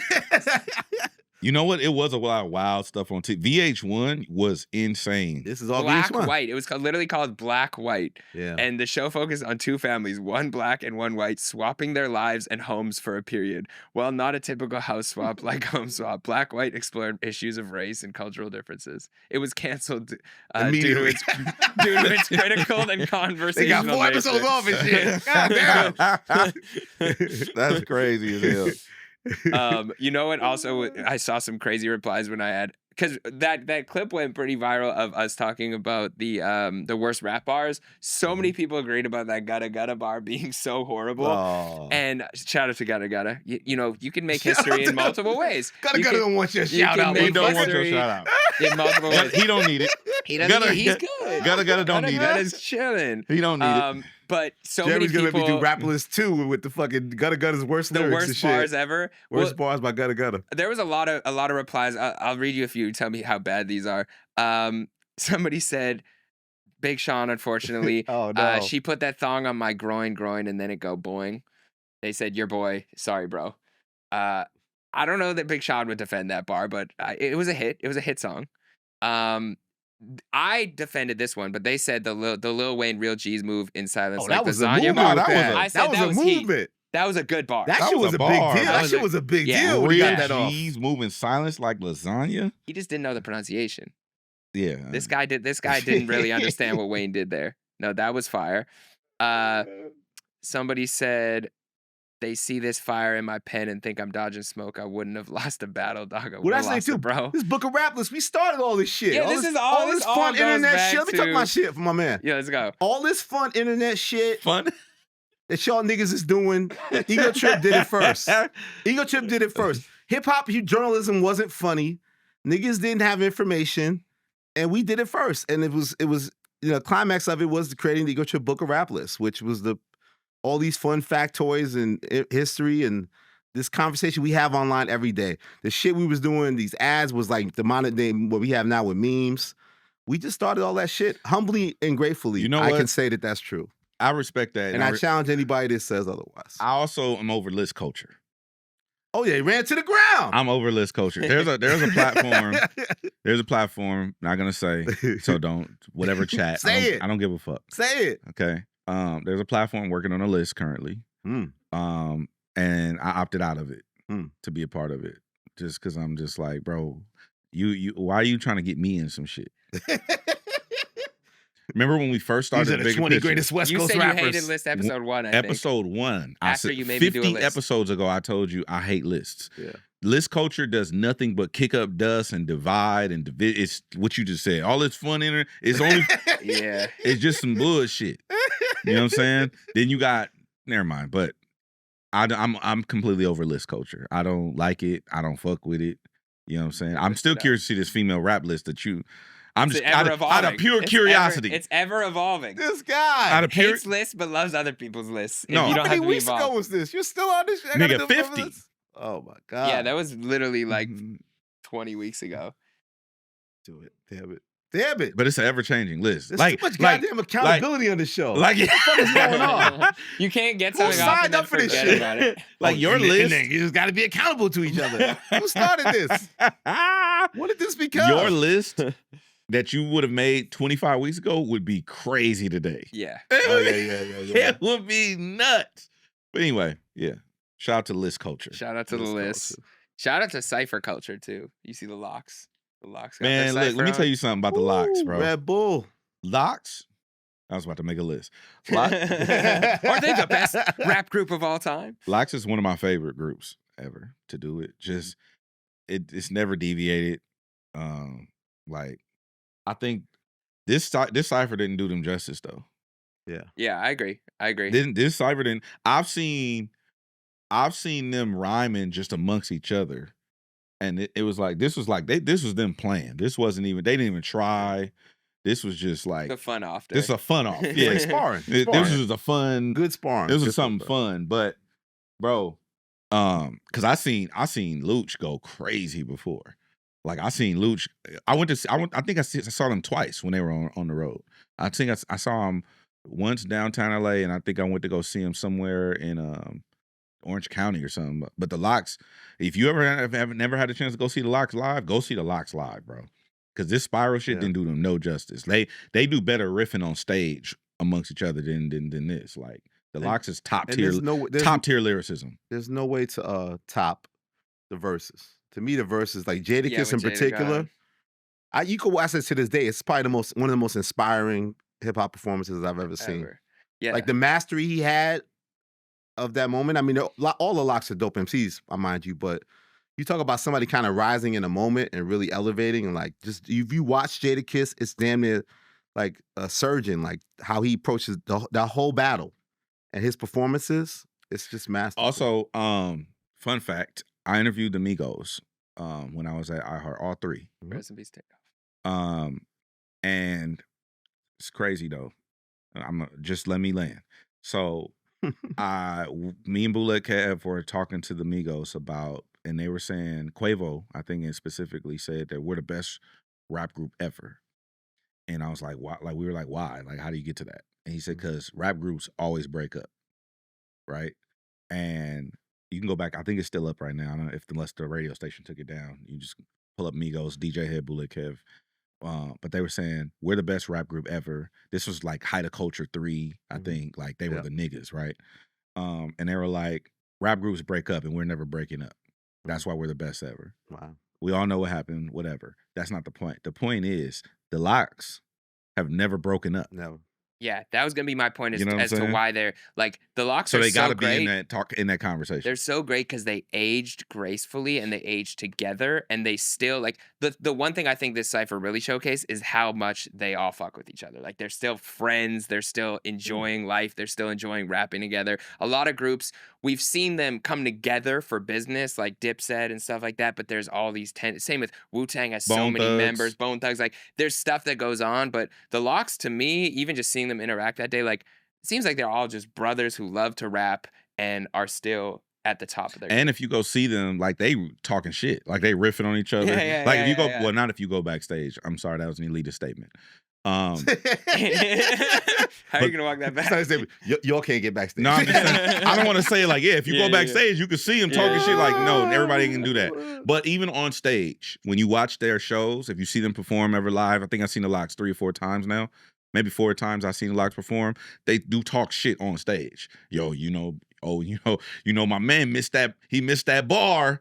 Or whatever the case. Like they're really homies talking shit, and that's how you can always tell the camaraderie too. Yeah. So my point of telling that story wasn't to be morbid. It was just like, no, the Lox have never broken up, and it was to give them their flowers. Like that's to have a 30-year run and never like go your separate ways is insane. Yeah. You know what I mean? And still be relevant. And it's cool, like the way they've grown, like the juice bars, and like the way that they've grown in their new directions too, and still maintain. And all have solo careers. And all had solo successful ones. You know what I'm saying? Like, Kiss got one of my favorite bars that never made sense to me. What? Pull up in the Benz and it's freshly new in the 6, but it's a BM and it's Pepsi Blue. I don't know you, but I know him. I don't know you, but I know a man becomes a man from all the shit that he go through, right? When you pull up in a BM, but it's a 6 and it's Pepsi Blue, I never understood that. I was like, what the fuck is he talking? Let's call Jadakiss right now.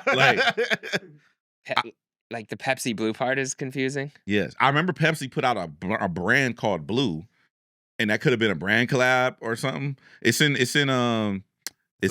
Time Is Up. Yeah. Okay. He said, F ride in the beat, I parallel park on the track. Okay, hop out looking crispy, fresh and new. In the 6, but it's a BM and it's Pepsi Blue. And I don't know you. Yeah, that's the part though. Okay, so this is what Genius's Jadakiss verified annotation on Genius, okay?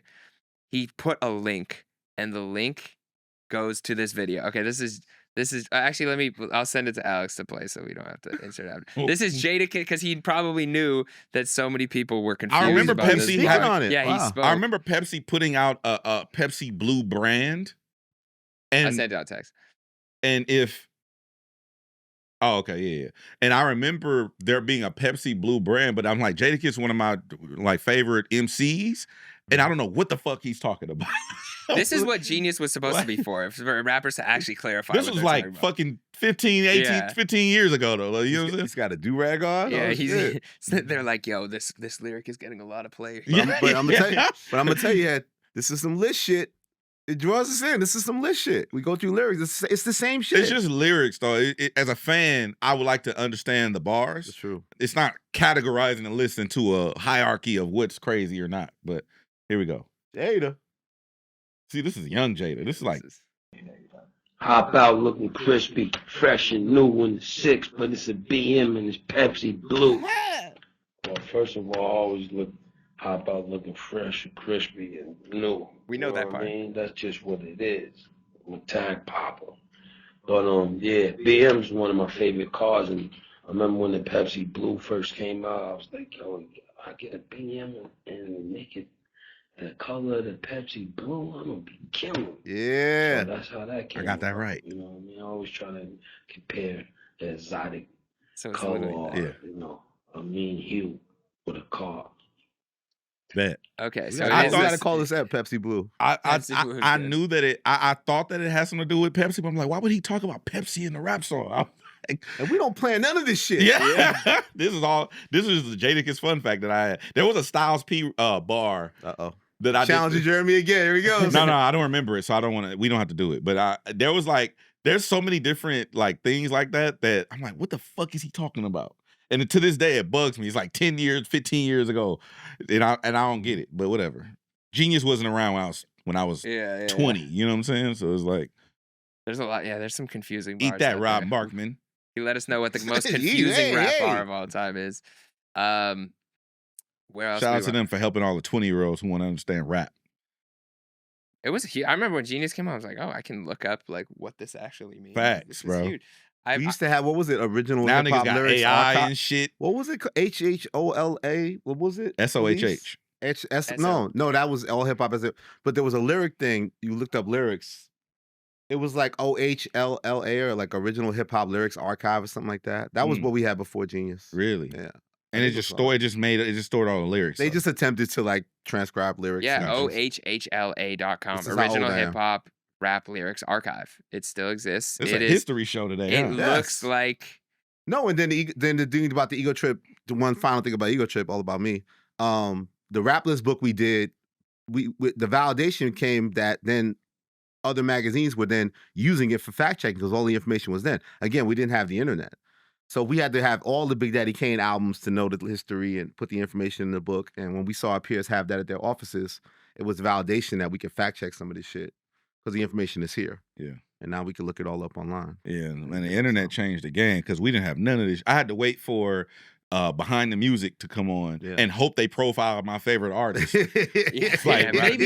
Maybe they'll talk about this song that I want to know about from the track 7 on the fucking album. Like, so again, to tie back to the other thing, people should have gratitude. They should feel grateful that they have this. We have these things that we have access. in your to pocket, you could pull up and talk to an AI and it explain rap to you, and like we didn't have none of that shit. So, but yeah, shout out to Wow. Oh yeah, original hip hop lyrics archive. Yeah. you look up the lyrics. I used to be on that motherfucker every day. Shit. Rap nerd shit. Rap nerd shit. Okay, all these albums are dropping in June, allegedly. Uh-oh. Which album are you most excited for? Okay. We have Travis Scott, Jack Boys 2. No. DJ Head Voice. No. Okay. Young Thug's new album. I like it, dog. Okay. Lil Wayne, The Carter 6. No excitement. Just me. Well, shout out to the Carter 6 because Warren G actually was on my show and he talked about getting a record on there. Okay. Warren G. Okay. Yeah, so I could talk about it officially, but yeah, Warren G has a song with Lil Wayne. That is kind of hard. It's fucking crazy. Okay. Bro. Shout out to G-Dub, man. All right, excited. Gunna, potential album. He's on a hot streak. Okay. Pierre Bourne, Made in Paris. Lil Tecca. Lil Tecca Sims. keeps a hit though. We don't give respect on Lil Tecca's name, but he keeps a hit. Was it Dark Thoughts? Dark Thoughts is a big It's record. a fire right? song. Big record. He always got a hit. 102 BPM. There you go. Little Sims, I think, needs more respect. I'm excited for that album. What was can we do a quick sidebar? Yeah. I didn't catch it fully, and I know you're a fan of her. She did some type of video and it was controversial. Like, what was the big brouhaha about? Yeah. Well, I don't know as much about the video. I did watch the video once, but it was more the song, the way that she was flowing was like, it was kind of jarring, but I do think it was in reference to somebody else's flow. I forget. Oh, okay. I'll look it up. But you said she was getting a lot of shit though, right? She was getting heat for what? This video she did was kind of dark. It was a music video or was like her talking? Music video of a song. I forgot what it was. It was for. I'll pull it up after, but I know. Yeah. Lil Baby. Lil Baby, yeah. Disrespected him. He already gave us an album. Nobody act like we need the personal album. We need the really. I got Russ. Russ is out here too. Okay. Yeah, Russ Wild, Boss and the Hicks. I heard some of that album, and it was it seemed dope to me. I gotta go through it all the way, but it was like a new sound for him. Dope. Net Spend. You guys ever heard it? You ever heard of Net Spend, Elliot? Never. I think you would hate him. I would hate the rage rapper. If you hate Playboy Cardi, Why I think do you would dislike. I hate the rage rapper. I really don't like the rage rapping fools. I don't. Yeah, that's more head than me. I don't think you would like. I don't like him. I don't like the just rage saying, rap. if I don't, I can't. I'm not raging, bro. I'm very zen. We gonna meditate again. yeah, Keep going. we should. But there's less lyrics there. You can keep up. You just gotta yell. It's the energy. It's still energetic. It's still intrinsically doing something with my atoms. Kevin Abstract, who was a former Brockhampton member. I'm actually excited for that. Sounds like your spotlight. Kevin Abstract just dropped a real good one, guys. Yeah. Second single. Last week, all the people were like they're like happy for like Dime a Dozen getting the spotlight, but they're like, Dime's like, they didn't even let Jeremy get through the spotlight. Pick a different time to clown. Lord, we have Lord, new album. I know Head's a big Lord guy. That's the Thunder nigga? No, that's the Royals, and I wanna be Royals. That ain't hip hop. Oh, that Thunder ain't is Imagine Dragons. Thunder's Imagine Dragons. They're good. I like Imagine Dragons. They have Royals the Kendrick, is the other one. yeah. Slick Rick, new album. Oh yeah, Mass Appeal.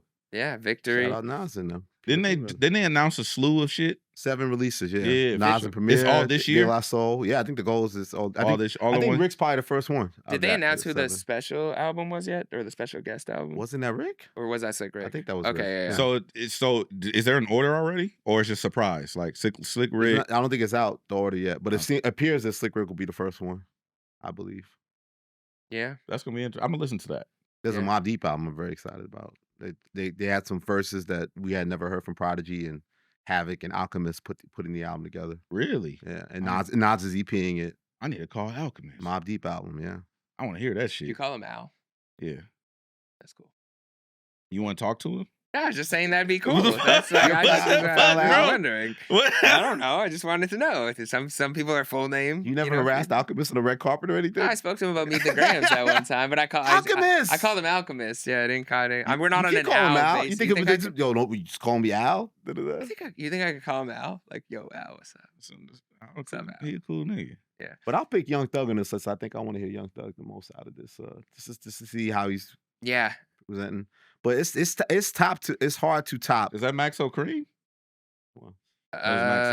Is there an artist just I don't mean to disrespect if there's an artist just named Maxo. No, there is somebody just Maxo. Oh, I think it's just Maxo. Yeah, I think he was on Def Jam. Yeah, he's good too. Shout out to Maxo. But it's hard to beat D2X. the anticipation for the Clipse album to me. To me, that's still the most anticipated album. Yeah, Clipse I'm excited for. The Clipse come out July what? 11th, I believe. Ooh. Uh-oh. Summertime? I think Fantastic Four come out July 3rd, I think. July 11th, yeah. July 11th? No, July 11th is Clipse. Fantastic Four come out that week before, I think. That Friday before. You're going to have July 25th. Oh, the week after. So you get to enjoy Clipse first. And then yeah, I need to space this shit out. There's too much content. Because after the Clipse, then we got to come in here, break it all down. You're going to do your shit. 2-hour episode. Ellie gonna crash out because there's no feature of this person or whatever the fuck it is. And then I need time to digest the Fantastic Four. And I gotta watch New Rockstar. Shout out to Eric Voss. Yeah, you'll have time in between. Yeah, bet. Yeah, it'll be too much. I'm nicely spaced overstimulated. That's what people are saying now. The therapists, they're saying that niggas are overstimulated. It's just too much going on. Yeah, you know what I'm saying. Need time away from your phone. Sometimes in silence you find the key to everything. I don't know what you're talking about right now. NBA Youngboy and Larry Hoover free. Oh, Trump coming through with the Uncle T with the stimulus package. He letting allegedly the niggas free. He hit. Well, I think Larry Hoover does have other stuff though. I don't necessarily think it works 1-to-1 like that. Okay. Like, so I'm not Lauren LaRosa, Ellie Wilson. Yes. I'm going to New York to have lunch with Lauren LaRosa. As You you mentioned it should. too much. I want to learn. I don't know how presidential pardons work. I'm under the assumption, again, this is not being me being responsible with the platform. I'm under the assumption that when a president pardons someone, they can pardon someone for specific crimes, charges, right? It doesn't just like, you just good. You know what I mean? Like all your felonies wiped away. Yeah. I don't think that's how it works. It's like, on this charge, I'm pardoning you for this charge. And if you choose to go charge by charge, then that's different. But that would be separate. It's just not just a blanketed, like, you good to go, my nigga. Like, it don't work. This is ABC News. Okay, President Donald Trump has commuted the federal life sentence of Larry Hoover, one of Chicago's most notorious gang leaders, according to his attorneys. Hoover, 74, the founder of Gangster Disciples, has spent nearly 3 decades in solitary confinement, widely considered one of the most secure prisons in the world. Okay, in quotes. Larry Hoover's federal life sentences have been commuted by Donald Trump. Mr. Hoover, who is now 75 years old, spent nearly 30 years in solitary confinement. The most restricted. Despite the commutation of his federal sentence, Hoover still faces a 200-year state sentence for the 1973 murder of William Pookie Young, a 19-year-old neighbor. The federal charges, which resulted in 6 life terms in 1997, came decades after his conviction. The courts have demonstrated a complete unwillingness to consider Mr. Hoover's considerable growth and complete rehabilitation. So I don't know. They said, thankfully, Mr. Hoover's pleas were heard by Donald Trump, who took action to deliver justice. We are thrilled to see that Mr. Hoover will be released from federal custody. Bet. So then, he still may have limitations. He still may have limitations of his freedom. I don't exactly. Limitation on freedom. Maybe he has to be home and he can't move around. I guess we'll figure it out. Yeah. See, so obviously legal is confusing everybody. Yeah. Outside of people who are illegal, but because I know people like I have a cousin who has life in prison, right? And so the confusing part is when they give you consecutive or congruent life sentences, or they give you 25 to life. People don't know what none of this shit means. It just you get a salacious headline. You know what I mean? Like certain soul serving 3 life sentences. What the fuck does that mean? Well, and when you commit a crime, if you commit murder or capital murder for hire, whatever, if Jeremy Heck kills Elliot Wilson. No, we don't. No. Hypothetical. Not a good week. Not a good week for this, else. buddy. Yeah. Maybe somebody. Okay. Somebody else. If someone commits a crime, yeah, there you go. You get charged individually per crime. Yes. You know what I'm saying? Everybody gets their own sentence. Yes. You get what I'm saying? So now if you get consecutive meaning consecutive. Congruent, I believe it's like parallel, right? It's just all in one. It's just legal jargon because they have to have it on paper. It's all the same thing. But it's just like, oh, you get 3 life sentences. Like, nigga, you're not gonna get reanimated and come back and do another life bid and then get, you know what I'm saying? It don't work like that. But I'm just saying, like, that's where it gets confusing to people and they don't know how to take these things. All I know is the concert worked. Bro, why would you say something like that? The concert worked. It took time. The concert worked. They did a concert. It was a big thing. We never heard anything about it again. And then years later, we get this. So Drake maybe cried. You know what I'm saying? Rapped. It was worth it. You feel me? Jay, you feel me though? Like, Kanye's what the fuck are we doing here? What are we Kanye's talking about taking credit, the concert right? worked. Yeah, it worked. All that. The concert worked. We did all that. Hey guys, the concert worked. The concert We did all worked. that for you to give credit to Drake and Kanye West. And Jay Prince. And Jay Jeremy, Prince. Yeah. Jeremy, God's not finished. Finished. God's not finished. God's not finished. He also wasn't. You know finished. who put that together? Who? Tim Henshaw. So Big shout Tim. out to Tim. Amazon, it worked. Also NBA Youngboy. They said There's some shit there. Never mind. This is how amazing. No, I do wish the best for. I'll tell Larry y'all. I'll Hoover tell you and when we his- get off. and his family. But That's great for the show. Great for the show. This Got is some good shit to this tell you is there. how As soon as these incredible. cameras go off. This is how incredible America is. You could have a lyric that says "F Donald Trump, B word, that NBA, and then be freed." I don't know what years you just later. said. Let Well, me see it. I The just fuck are you didn't- talking about? I just didn't want to like. What? This is what. Turn NBA it. Turn it. This is what I NBA got Youngboy glasses. said. Turn it. However, in this song, Red Rum, the 25-year-old, what does that say? Once rapped. Once rapped, and fuck Trump, fuck Donald Trump, and fuck Donald Trump, bitch. That, yeah, you read it like it sound. I don't know. Yeah, and also Is that NBA Youngboy? Yeah, it's speaking? NBA Youngboy. Okay, that makes As sense. a Canadian, I never say things That congruently tracks, like bro. I don't that, know, you know. what. But yeah, his No disrespect. I don't be knowing what he be talking about sometimes. his pardon. He scared the shit out of me. We went to his house in Utah. Oh yeah, you had a great. What was What that you mean? experience It's like? What are you gentlemen looking? How are you gentlemen doing today? It's like oh shit. He like whispers. He kind of talks like a vampire or something. No, he came out the back of shit, and you couldn't be in his house. Like you couldn't have more than 3 people in the house at one time. They had the feds outside, the federal security, he had whatever he had going on. He was home in prison in Utah, so we had to go all the way snowy ass cold Utah. Me and B-Dot, and yeah, never met him before. And I just remember like he just had this kind of like dark energy, but kind of angelic, but still kind of dark energy with his whole fallen vibe. angel.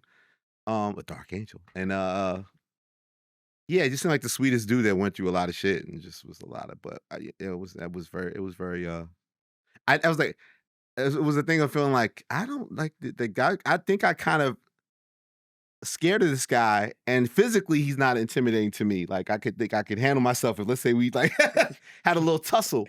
But I don't really want to fuck with this dude. Like, da-da-da-da-da. So there he is. Look at that nice smile. Look at that nice young man. Yeah, that was a dope interview too. Shout out Youngboy. Is it Youngboy? Never broke in? Is it NBA Youngboy? They had to change it due to copyright, but people still call him NBA Youngboy. It's most known as, so his biggest popular audience is YouTube, right? Yeah. So YouTube land, he's NBA Youngboy. But legally, as the artist, he's Youngboy, Never Broke Again. Yeah. But nobody calls him that. Just like nobody called my homeboy the Notorious B.I.G. Nobody ever called Biggie that. Yo, the Notorious is coming through. No, that never happened. We called him Big or That Biggie. got to be terrible for ACO. Yeah. Yeah, it is. Well, No, we actually went back and changed it on Rap Radar to do it the wrong way, because the wrong way is the right way. Yeah. So YouTube finds it. I ain't got time. Yeah. Okay, last question though. Why did Big T do this? Why he let the niggas out? Why? What's the motivation? Do we have any speculation? I have a speculation, but it wouldn't be responsible for me to say it on there. But it's speculation. Yeah, but still, people are just gonna clip it and be like, DJ Head said that Trump, is trying to galvanize the niggas. You know what I'm saying? Like, is that what you'd say? No. Okay, just want to clarify. Do you think that? You want to take a stab? I'm not gonna take a stab. I'm grateful. Listen, I at some point you might see me get Jeremy's political, but papers. for now I'm very grateful to be like in the being country. in this country. Wait till he get his re-up. Being here, and hey, once he get his next 5-year re-up, and they gonna be like, you know what? Yeah, YG and Nip had the right idea. Yeah, shout out to Bernie Sanders though. Oh, YG, that's the thing we got to talk about. Did you know that song was coming? Yes. Did you hear that? Was that Joey line on the version you heard? Yeah, it's always been there. Okay, so how this long? song isn't necessarily a new song. So do you think that was more of a response to like the Rulers back and like the early stuff? This was done before everything that just happened. Okay, Before so niggas was drinking Red Bulls and rapping. So it was the West Coast It was done before D-licking. that.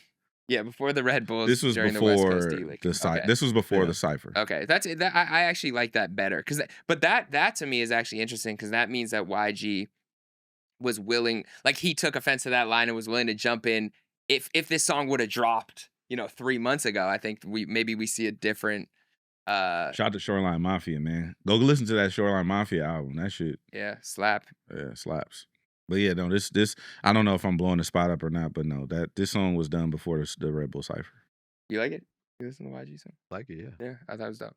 I'm excited. I always say I think YG deserves more props in that he gets so much love in LA and on the West, but I think he deserves to be a bigger star elsewhere. And we were having this convo on Culture United yesterday where like there was New York and West Coast representatives in the chat, and they were talking about like the differences in the club culture and the differences in radio, and they both kind of felt the same way about like how their own radio stations or their own DJs in the club don't necessarily play their artists or what represents their cities, but a lot of it has to do with like programming and whatever. There's a lot of politics there. But the one thing I did say is that I think West Coast stars in LA, even when it comes to dance, like songs that make you dance, like Mustard or YG or the sound of a lot of the LA clubs, don't get the same love if you go elsewhere as stars elsewhere get in LA. Mm-hmm. But I just would love to see. But that's also because that's not our culture. Like in the South, like if you go to Dallas, if Bebe is DJing somewhere, people pull up.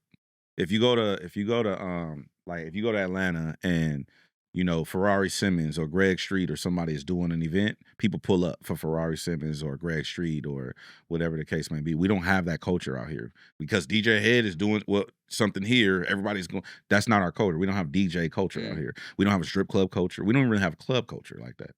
So it's a different landscape. And then also transplants. East Coast suffers from the same thing that the West Coast suffers for. Everybody else goes there and brings their stuff there, right? Whereas, Atlanta is like, I think it's number 8 market in the country now. Everything's moving up. Dallas is becoming a bigger market. Chicago is becoming a smaller market. So it's just transplants. It's not necessarily programming or people think it's programming and people think it's agendas. It's not that. It's literally just demographic of people. It's not nothing more major than. Oh, that's interesting because there's more people in both of those cities from elsewhere. So Correct. You have to play a more diverse set versus if you're. You don't have to play a more diverse set. Name 3 LA DJs from LA other than me. Exactly. You, Justin, the people I know, Exactly. That's my point. Yeah. That's what I'm saying. And you've been here how long? You've been here how long?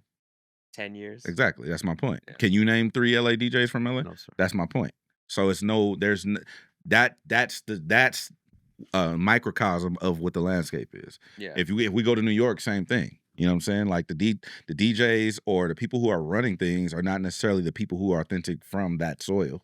Or even in the Bay, same thing. Well, no, the Bay is different. The Bay stick to the Bay shit. So they kind of have their shit under control. But certain places in the South is like that too. It's more, if you go to Atlanta, the niggas from Atlanta are pretty much in Atlanta. But I talked to Drama about that too. Like, Drama don't really DJ in Atlanta either. He DJs in LA. He DJs all over the world, whatever. So it's just, It's not in the chat that you're speaking about just doesn't have all the information. That's not what it is. It's not agendas. It's not programming.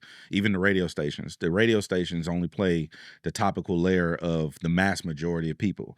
New York is a transplant mecca of, New York and LA are the two transplant meccas of the United States. Mm. It's where the most people are. And so those people you're catering to are not necessarily, indigenous of New York or LA. So that's going to be reflected in the demographic. My spotlight next week is just gonna be 10 LA DJs. He's gonna do his research now. Yeah. Go ahead. You get due diligence. Due diligence. Well, yeah. Anything we missed? I feel like we had a real script this time. We were going through it. Spotlight. Spotlight. Yep. All right. What y'all got? Shit. Go ahead. That sounded like some YG. It's that Clipse record he's not supposed to play. Oh, maybe that is. I God gotta look. sort him out. I gotta look actually. Okay, so you're not ready. I'll go. Okay. Yeah, you go. All right.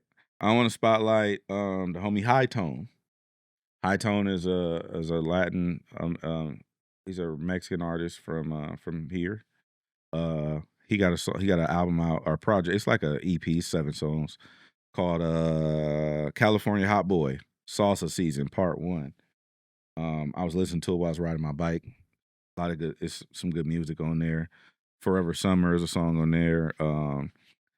It's a song on there called Shame that's fire. Shout out to Steels, who's one of the best underrated producers in LA County. Produced everything from 310 Baby to G Perico to he put out his own project. Steels is one of them ones when it comes to producing. And him and High Tone linked back up and put together this project. I thought it was super dope. I hit Tone and told him this is dope. I fuck with it. Fun fact, the first artist I ever walked into a label was Mexican. Who was the artist? High Tone. Oh, High Tone. Oh. Yeah. So, unity. The black and brown. Yeah. Black and brown, we run this thing. The black and brown in the meeting. Okay. I'm just gonna let you guys know. Oh, here we go. I'm just gonna let you guys know. My spotlight Mick will Jenkins. be an underground artist. Chris Patrick. No, but shout out to Chris Patrick and Mick- Screwface and Mick Jenkins are actually dropping a song. It'll be out actually right now as the episode is ending. So go check that out, Screwface. They gonna drop and on Mick at the Jenkins. end of our episode? Well, not purposefully, but it comes out 12 p.m. PST. So technically, it'll be perfectly lined They up. are right dropping. Y'all niggas are dropping records around our episodes now? No, it Because wasn't. Jeremy wasn't gonna shout supposed to. y'all out? They didn't even know I was gonna shout them out. This was just because Oh. he said Mick Jenkins. Oh my I will shout out Mick Jenkins and Screwface. Check that guy's pockets, Okay, buddy. all right. No, but what I was gonna say is this is gonna be an underground artist, Chris Patrick. and it's not Chris Patrick, but shout out to Chris Patrick. Chris Patrick has some new music cooking as well. Okay, 18 music. They are all female rap group. 18, the number 18. They won our King of the Ox battle at Something Dope. So it's just Queens of 18, the 1-8. Ox. 1-8, and then TEEN. They're another example of this. What No, I'm I just need saying. this laugh. I Let need me see this the laugh. name because I don't know what the fuck you're talking about. the number 8 and then teen. Oh, I thought it was 1 and then 8 and then 2. Oh no, double I'm that, double bro, 18. come You're on, bro. just pick a name and God just stick damn, with it. Yeah. I'm old. No, 18, just total Fuck. 18. But yeah, they were Perseverance. They showed up to a bunch of events over the course of years and I never really knew who they were. I just knew they had good energy and they kept showing up. And then this time they won the crowd, Queens of the Ox. So go check out their Queens their of the music. Ox. Yeah. Let me see. You gonna play it? Oh god. Intrigued. Oh, he didn't even do the needle drop. He's giving it a real spin. Okay. got R&B too. Okay.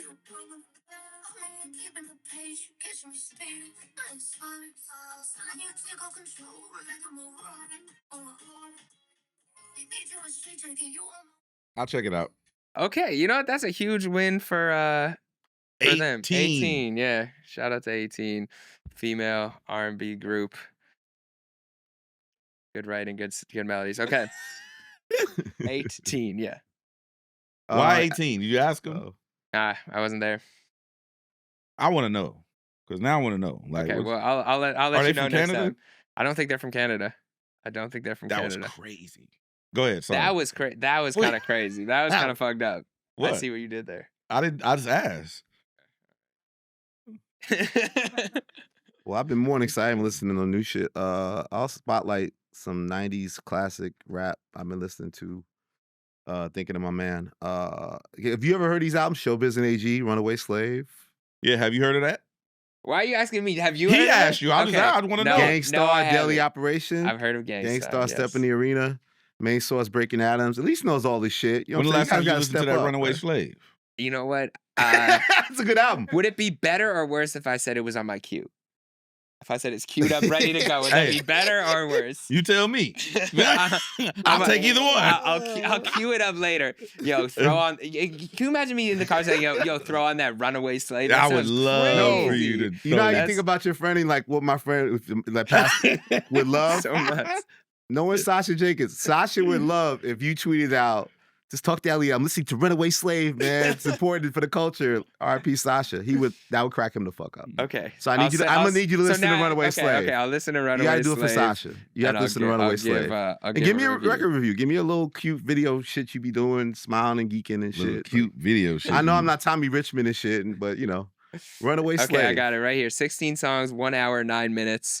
I will listen to all 16, but the last one is an instrumental, so technically, and there's a bass mix. So technically, it's about 12 songs here. There you go. There we go. Perfect. Yeah, classic hip hop. Back then we had 5 CD disc changers and shit, and we just played the same albums, and then we Did have a disc changer. Five disc CD changer? Did you have that? Not 5 in the disc? car. I wasn't rich, Elliot Wilson. I had it in the house. My mom had a 5 disc changer at the house. I gave Sasha a boombox that had roaches in it. And he always used to I give me believe shit that. about that. Wait, so in my wedding, the best man speech, he talked about the roach. Did story. He y'all loved that story? How big were y'all roaches? We had some big ones. Yeah, pause. Yeah, I was gonna say.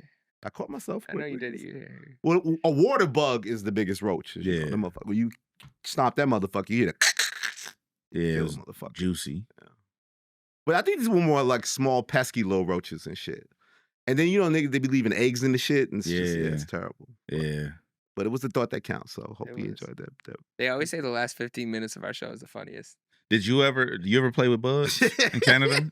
Y'all don't really have bugs in Canada. It's too cold, huh? No, we have actually a deadly mosquito infestation in the summers. Like they have to like literally spray pesticides everywhere because the mosquitoes got so bad. Like you go outside and you just get bit everywhere. Y'all got the little invisible black ones or the big thick ones in California? They're pretty similar to like they're bigger than here, I would say. Y'all got bigger The mosquitoes than us? Our mosquitoes are crazy. Like yeah, I don't even notice. They them look like here. dragonflies. Yeah, they just like you. And then they like threaten that you could get like malaria as a kid. You're like, Y'all not they're getting no watch shit. out. But we have White people don't get malaria like that. That was Yeah. irresponsible. My platform.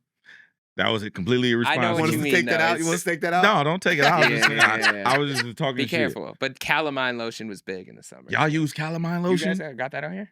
Nigga. Oh, okay. Yeah, we were Please. big. I was calamined up. And I had that pink film on Yeah. it. Mm-hmm. Ah, Yeah, I hated I it. hated that shit. And it would sting. Yeah. Ah. Did they in New York? Did New York have bugs? You got any Just- tattoos, Elliot Wilson? No tattoos. This is a wild show. Bigger- No nigga ain't got no tattoos. I don't know Would you get a if you bigger had a lower picture back tattoo tattoo. if we? Pause. That would be crazy. You don't have any tattoos. That'd be crazy. What if he just fuck around and had a A little tramp stamp a and little shit, lower nigga? back? What you I didn't talking call to? it that, women. He called it that. It's just the Rock Nation logo on the lower back. Wow. Wow. Oh, I'm gonna get you. no. I'm gonna get you Oh, back, what DJ about, what style. about, I'm gonna what get you about a back. scorpion right here? No. Like, A you don't have to nigga- get a nigga's in mourning right now. Fuck y'all. Sorry. You say he would appreciate the clouding. That's though. true. That's true. We love to make fun of each other. But no, But no tattoos. All right. Well, how many tattoos you got? Maybe 7 or 8. Damn, nigga. You gonna get another one? They all on your arms? What's your Yeah, future mostly tat on my gonna arms. say? I have one right here. What's that? What's your future next tat gonna say? I was gonna TBP. I was gonna say get one that Thank said you, Elliot. Yeah, it was gonna be like Elliot, and it was gonna be like DJ Head. Don't Elliot get was my gonna name say like tattooed on me. love. No, I'm not gonna do that. Don't ever in your Okay, life. I will get a TBP tattoo, but we need to make it like it's got to be like a far off goal that we can reach. Like, give me something like Don't get no fucking TBP tattoo, fool. Okay. Don't get no DJ head, no Elliot, none of that shit. I was not gonna put your guys' names on my body. Yeah, bro. I wouldn't put another man's face or name, I don't think, on my body. Don't get nobody's name tattooed on you. no one's No names. women, no men. I will get an engagement ring tattoo when that time comes. That's it. I was thinking about doing that too because it's cheaper. I ain't No, got no you ring. gotta do both. You gotta get the Oh, you tattoo tripping. and the ring. You You can't fucking just tripping. get the Anyway, tattoo. like, comment, subscribe. This nigga tripping. You get one or the Carters other. did that, right? The Carters Yeah, did they that. did that. Shout out to the Carters. What you mean? The card. JMB. They have 50! Beyonce and Jay have This is 50! Hey, oh, wow. Is that Is tiramisu? that tiramisu? We got the tiramisu. We might not ever get that song, but we got the cake. Let's go. Cake. Hey, shout out to the crew. Shout out to everybody that works on this. Shout out to Jared. Shout out to Uprock. Like, shout out to comment, subscribe. Yo, HipHopDX. get the team, get the Shout, team, hey, come shout on. out to everybody who's watching right now. If you're here, No, the real team. fans in the chat. Alex. Comment 50. Behind the scenes. Let's go. What is happening right now? We got the crew in the building. Episode 50. Wouldn't be here Make without a better them. show. Shout out to Young Ricks on the theme song. Like, comment, subscribe. Yeah, comment, subscribe. Shout out to the team. I don't eat tiramisu, but make sure you tap in. I don't eat that shit. But yeah, shout out to the team. CTJ, Alex, Elise, Jared. Who am I leaving out? Steve. Who the fuck else am I leaving out? Kevin. And yeah, all that shit. You know what I'm saying? 50 weeks, bitch. Yeah, the bigger show. Yeah. 5-0. Which way does it look, Jay? Is this the reverse? It's 50. Okay. AKA Ferrari F50. Or is it the other way? This looks 50? Oh. This video. Is it? No. Do I reverse it? No, fool. It's 5-0. We read left to right in America. Yeah, that's what I did. That's what. Yeah. No? Yeah. Make sure. And then there's. What are you guys talking about? I don't know what the fuck this is. I think they're firing us. There's no new host, free new host. Just take the picture. Hey, look this way. Everybody look. Ah, damn. Hold on, you guys gotta spread out so we can see. Pause. Oh, there. There we go. Sorry. Go 1, 2. There we go. Yeah, that's a pretty cake. Cake. This looks nice. You want to get their shots